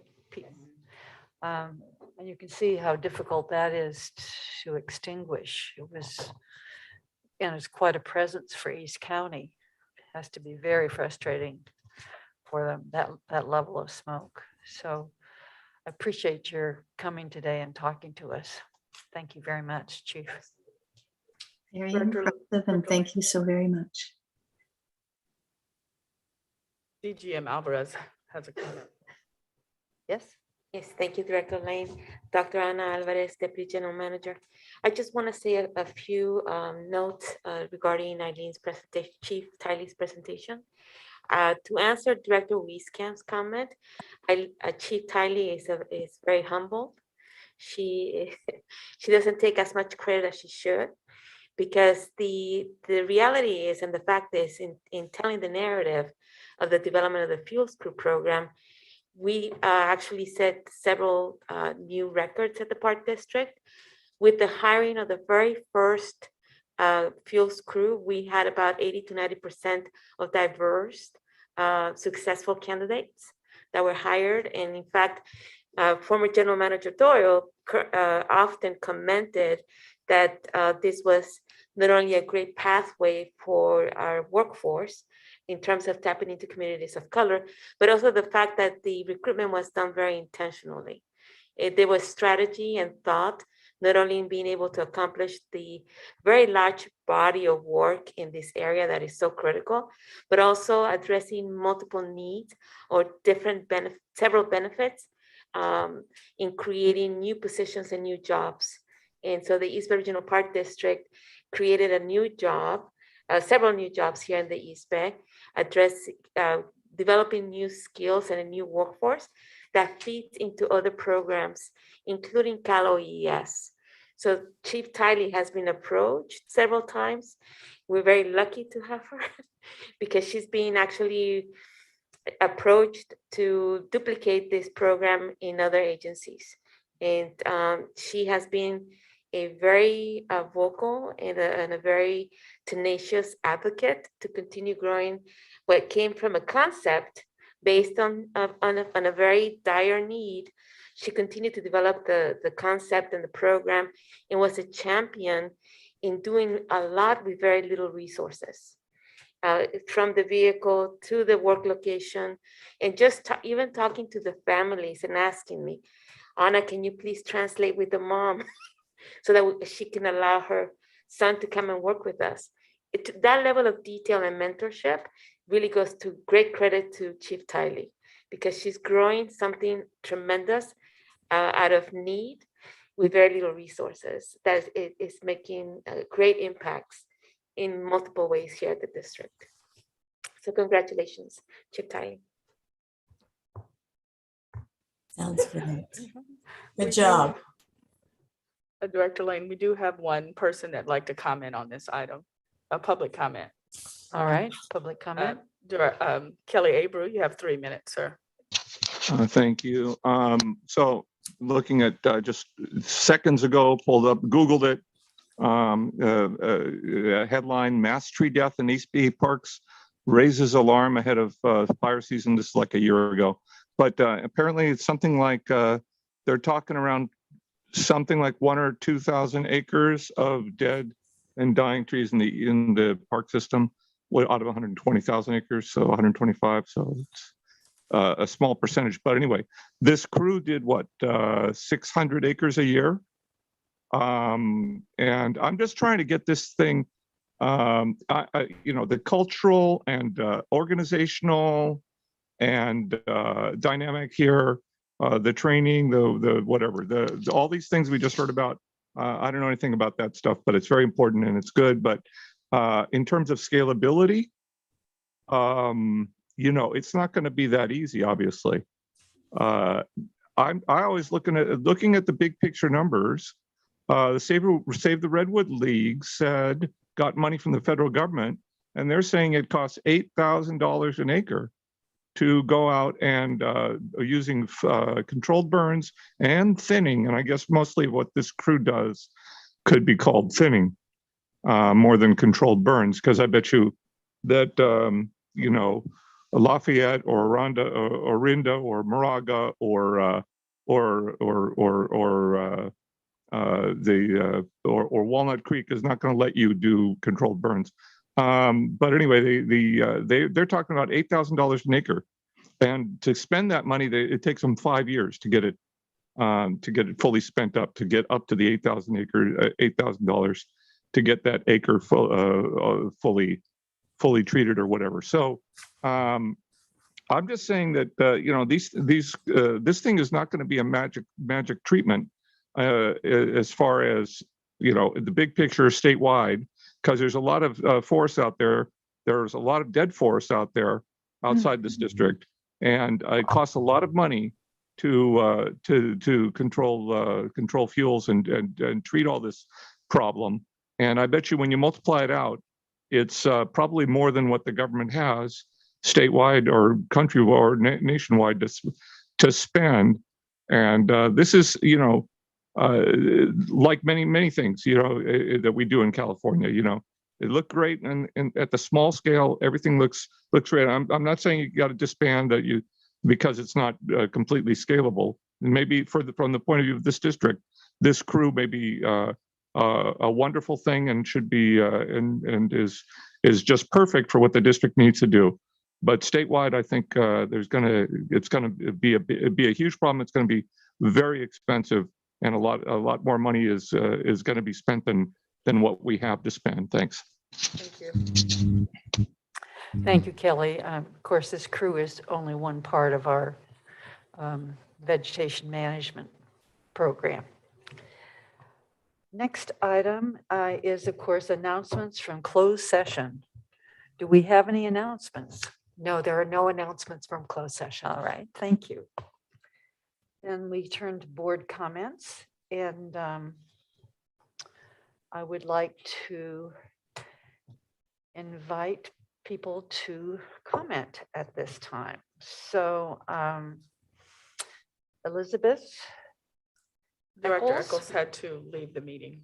had to leave. Director Corbett, would you like to comment at this time? Yes, thank you very much. I will talk about some of the events and projects I've been involved with. Had an opportunity to spend some time looking at what's going on in Alameda, in the McKay area, meet with staff to find out some opportunities, and also taking a little tour over there the other day on the 15th to see some potentials. So that was on the 6th and the 15th. I had meetings. I attended an operations committee meeting on the 5th. A lot of great things are happening. I won't spend a whole lot of time talking about it, but operations, good work being done. On the 14th, I had the opportunity to meet with Dan Keene, who's doing the review of our general counsel evaluation. And then on the 15th, I already talked about that. I took a tour. The Alameda Park property on McKay, along with Dee. Thank you, Dee, for being there. And let's see, that's about it for the events that I've been involved in up until today. Thank you very much. Right. Thank you. Thank you. Director Rosario? Thank you so much. On 7/6, met with General Counsel Lynn Borgo for the board operating guidelines, and we got one more tentative meeting with Director Corbett, and I think we'll have a good summary to present. And then on 7/7, I attended the Lake Merritt Breakfast Club, where it was announced that Children's Fairylands in Oakland is having its 75th anniversary. And looking forward to that. It's a year-round celebration, but Kimberly Miller, the new executive director, she's very enthusiastic, and they're tied into the libraries and the museums, and looking to do some upgrades and some new storytelling that'll be more relevant. So I think it's gonna be very exciting. And then 7/8 attended the executive committee, and then on 7/11, I took my appointees to the PAC to lunch at the Canyon Brewery in Moraga, and great discussion. We talked about how they were concerned about the minutes, just like we're having a discussion about they don't particularly like the action minutes. And I was wondering if there is a way of for considering in our videos, is there a way to index those videos, the YouTube videos, to where if somebody wanted to research, go directly to a particular item or consent calendar, they could just, we could post it at 10 minutes, consent calendar is here, and blah, blah, blah. So that might help alleviate some of the concern too. If people can target where they get to hear the discussions. And then we also talked about, they really liked Jim O'Connor's presentation on the Briones pilot. And that one of their big concerns was they wanted to hear from how does this affect the current land use plan for Briones, and also has they didn't hear anything from has our stewardship weighed in on the plan as well. But so those were two good questions came out of that, and plus it was a great place to eat and drink. And then on 7/12, I attended the operations committee. It's great that operations could, we got to hear about the Eagle management, so we got to steal some thunder from Natural Cultural Resources Committee. And then on the 13th, I wanted to thank Chief Tiley for lending Patrick McIntyre, met with the Friends of Joaquin Miller Park. They're applying for a $5 million grant, and they wanted some advice as to what to do with that grant. And so I think Patrick gave them a really big picture, and it'll be interesting to see if they can, I don't know if City of Oakland has finished their vegetation management plan yet. If they're, so they're gonna have to work around that. And then also what I found out too, that Patrick mentioned that we were denied 2 grants. I forgot where now, but and when they inquired about why those grants were denied to the Park District, they were looking for the Park District to be in partnership with other groups. So either another agency or a Friends of. So this might be the beginning of something we can take advantage of. And then 7/13, attended the Alameda County Mayor's Conference, and was our first live session. It was at the Oakland Zoo. Fabulous as usual. And Nick DeHagia is just incredible speaker, and the Bears were very active. But there's one thing that that he brought up was that, and it's something that I had inquired about in executive committee, was that the zoo purchased their own bus, and to help accelerate their own programs to get schools to the zoo. And I had inquired about that in our for some of ours. Can we somehow have our supplement the private buses and having a couple of our own to get some of these, to get kids to our parks? So there's someone who has experience in doing that. So maybe we could reach out to them and find out how that worked.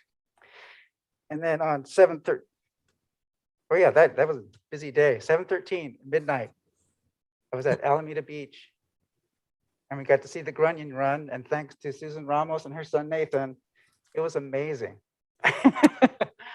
It was full moon, king tide, and the beach is awash. Every wave that came in was beach, was awash in grunions. And the female digs her tail in the ground and her head sticks up in the sand. And then the males surround her, fertilize the eggs, and they pop out all in within a couple of waves. Boom, boom, boom. So it was an amazing night, and I'm still recovering because we didn't get home till like 3 in the morning, but it was great. And then on 7/15, I attended the Port Chicago 50 Memorial event that was online. That was hosted by Salesforce and Keith White, who's on our Regional Parks Foundation. That was fabulous. They had a fabulous panel that included Kelly English from the National Parks, Yuli Padmore from Black Employees Collective, and then Diane McDaniel and a couple other folks it was fabulous. And then 7:15. Oh, with Director Corbett. And then last night I attended the Oakland DD Coalition meeting, and they're zeroing in on closing out a lot of their projects. So probably maybe in a couple of years, we'll see it all come to fruition. And today I'm here. So thank you. I just wanted to make a couple of comments regarding public comments about Albany Beach. Pre-COVID, we were considering doing a pilot project for alternate days on weekends for dogs, a dog day and human day. So and then COVID hit, and then I think it fell off the plate. So I think that was in lieu of a litigation from ADA group. So hopefully we can get back to that. And then regarding DEI, absolutely we should try and get updates to our partners and stakeholders, and as much as possible and as soon as possible. Yes, we have all these. We've got some great accolades, but the proof is in the pudding, and I'd like to see us move forward as much as we can and move forward together. So, but I appreciate everything that's been done to date. And then regarding telecommuting, I encourage everyone to meet. I just wanted to let everyone know that management team has been available every week in July, and so far 2428's only been able to meet once. So hopefully everyone can get their schedules together and meet and work this whole thing out. So thank you very much. Thank you, Dee. Colin? I'll need to defer to next month. Okay, and what Save about you. Ann Wieskamp? Ann? Oh, I'm sorry. I'm having my sinuses have been ghastly, and so I'm having a little trouble listening, hearing everything. On the 12th, I had an update from AGM Krishna and staff about projects throughout my ward, which I really appreciated. And then on the 12th was the operations meeting. And on the 14th at LAFCO, we have been discussing, and this was maybe the third meeting, the county is looking at Measure D, and there's a lot of concern here in the Valley about wine country and how to make it successful in the long run. And so we're looking at potential changes in Measure D that could help that. The size of the parcel, the allowances for various issues, but you'll hear more about that. On the 15th, I had a one-on-one with Sabrina, and always useful. And one of my favorite people to talk to yesterday, Gordon Willey. Gordon, he owns more territory than anybody else in the district between Ohlone and Mission Peak and Vargas and so on. And he's always calm. He said that the roads the trails had been redone at Mission Peak. They were looking good. He thought things were pretty calm for this time of the year. And he mentioned again that the Sunol Visitor Center redo should be open this fall, which I think we'll all enjoy. And I checked for some constituents at Del Val, and at least when I talked to them earlier, both beaches are open, one with caution. So I suggested the visitor center would always be open. And I also checked out that the paddle boats were there, and that yes, they did have vests for everyone, which I thought that was smart on the part of the parents to ask about it. I talked to Wayne Gilfillan at Pleasanton Ridge. He said the park again is in good shape. They've been working on the trails. He had some health issues. I asked him about, and this I'm talking about because we had talked about, have there been any problems with electric bikes at Mission at Pleasanton Ridge? And he said no. Everybody seemed to be obeying the speed rules and so on. And because of some health issues, he says, I'm going to get an electric bike because I like to visit all our parks, and this will enable me to go where I want to go. And so that's a little input on using electric bikes. And again, everything I hear from some mature, mostly men, is that it's enabling them at Pleasanton Ridge to keep going on their favorite trails. So I guess you'll put me down as a supporter of electric bikes as long as they obey the rules. And that's it. Thank you, Anne. Dennis? Thank you. On July 11th, I attended the joint meeting of the Alameda County Special District Association and the Contra Costa County Special Districts Association. It was a joint meeting. We do that once a year. It was a lot of fun meeting some of our friends from Contra Costa County. It was well attended. It was the first in-person meeting in a long, long time for both agencies. On the Alameda County side, we elected Ryan Klausnister from Alameda County Mosquito Abatement District Board as the new president. The outgoing president, Roland Williams, I hope you all know, is a PAC member and has been for many, many years, and the general manager of the Castro Valley Sanitary District. On July 15th, I had my one-on-one with the general manager. We had a great hike and a great conversation at Lake Chabot. And yesterday I had the great opportunity to go to my first swearing-in ceremony for our two newest captains in the police department. It was a great ceremony right out there at Lake Chabot, right out on one of the picnic areas, an outdoor event, a really nice, well-attended event. We welcomed Captain Wilson Lau from Oakland Police Department and Captain Al Elzy from San Mateo Sheriff's Department. Got it. Great gentlemen. I had an opportunity to talk with them and their families. I think they'll be an excellent fit for the Park District. And I think we won and so did they. So I look forward to seeing those guys for a long time.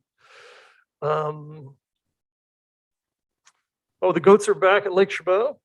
Big times, happy times with the Waspy family. We're gonna have lots of entertainment. I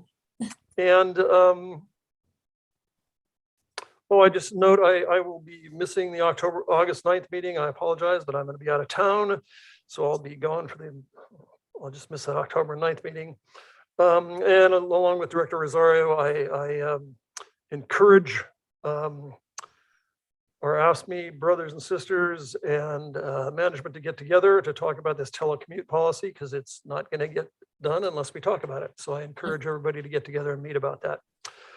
And that's it for me. Thank you. All right, thank you. Myself, I had a chance to go to executive committee on the 8th, and I am sympathetic to the PAC on their minutes, because one of the things that I like to do is read their opinions in their minutes, and I don't necessarily find myself looking at anything on YouTube. I have said my piece on action minutes before, and then the Grunion Run. I saw several of those when I lived in Southern California, and it's a late night, but a fascinating one. Then on Saturday, the 16th, I had a chance to go to the Port Chicago memorial service, and they brought us in a different direction on the base than they have before. So I was somewhat nervous about the directions they gave us, until I realized those directions actually just about lead you to our Bay Point Regional Park. And the road they sent us down is the one that I often turn too quickly on before I go to Bay Point. But I did have a chance to, for the first time, to meet this new superintendent of the 4 national historic sites, and have a number of great conversations with people. Park District had a couple of tables there talking about Thurgood Marshall, and it was one of those windy days where you look across the strait and you visualize that terrible explosion in 1944. And again, Kelly English did a description of that. I've heard her do that several times and she does it differently each time. So I know that she revisits it. And then I had the opportunity to sit with Martha Lee, who was once the superintendent there, who commented that the comments from the military representatives addressed the explosion and the mutiny in a way that they would never have done 15 years ago. And I thought that was a very interesting comment. So there are changes as people discussed these events. And I thought that was a very positive thing to hear from her. Then park visits. I was in Clayton for an unusual festival and my son's barbecue contest. I will say these barbecue contests are pretty interesting, and had a chance to look at the Black Diamond Access. That's the small parking lot that is a gravel one, which takes you, straight up. And I also went to the community park, which we're discussing as a possible Clayton Ranch access, while I was there. And then I had a chance to go underneath I-580 at the trail underpass next to the Dublin Library. If anybody remembers where that spot is.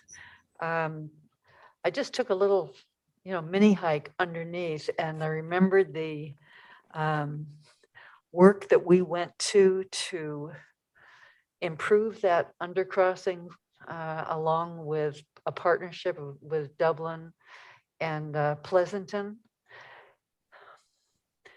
working to enable people to sit on a bike or a horse and go under there, when in the past they had to walk. And also the money that went into it. And of course, you want to make sure you don't weaken I-580, while you're putting a trail underneath. But there were a number of bikers that came under that trail when I was there. And then I have started taking little hikes in parks again, and went to Sycamore Valley Park and hiked around a little successfully. So that was a big victory for me this week. I have been talking to prospective Ward 6 candidates, and of course, people could take papers out beginning yesterday. And then finally, I ended up having some conversation with some carpenters or wood guys who would like to ask me what's going to happen with the walnut trees in Burrell, because they're coveting The wood. the wood. Oh, wood. Of course they are. So those conversations come out all the time, and I do talk to a lot of people about Burrell. And I'm looking forward to us having a really good plan for that park, so we can decide where we want to plant the new walnuts. So with that, I think my comments are done. Are there any other comments people remember? Director Corbett? I'd like to ask a question. I know there's an event coming up near the end of the month with regard to the railway at Ardenwood. Could someone announce the details of that? There's going to be an event. Yeah, they're going to have a ribbon cutting, I think, at Ardenwood. It's on a Yeah. Saturday. I've got it on my calendar. And Yeah. they expanded the length of the trail, and they said it's of the train track. Yeah, I think it's celebrating the new track that we had a chance to ride on. Yes. Right. And you And have I the think we have some information. And Casimir? details and time. Ann Cassabaum, Acting Assistant General Manager of Public Affairs. Yes, the dedication and ribbon cutting is going to be on Saturday, July 30th. Yeah. And I believe it's at 1:30 p.m. 1:30 July at 3rd. Ardenwood. Any details? Um, rail is going to go down the rail. It's on the screen. I put it on the screen. Okay, let me get my glasses. Get a ride on the railroad. July 30th, 1:30, Ardmore. There's the flyer. So we meet at the depot building probably. We're gonna meet at the depot. Yes, and you're gonna take the train ride that, much like we did for the board field trip that we did on the earlier in the month. And we're gonna have the dedication. So it begins at 1:30 on the 30th. Thank you very much. All right. Thank you. We're looking forward to that. You need to Yes. RSVP. You need to RSVP? RSVP, and maybe we can see the bees while we're there. I will, just let me know if you RSVP. want to go. Put me down. All right, thanks. All right. And are there any other comments from the board? All right. With that, we are adjourned.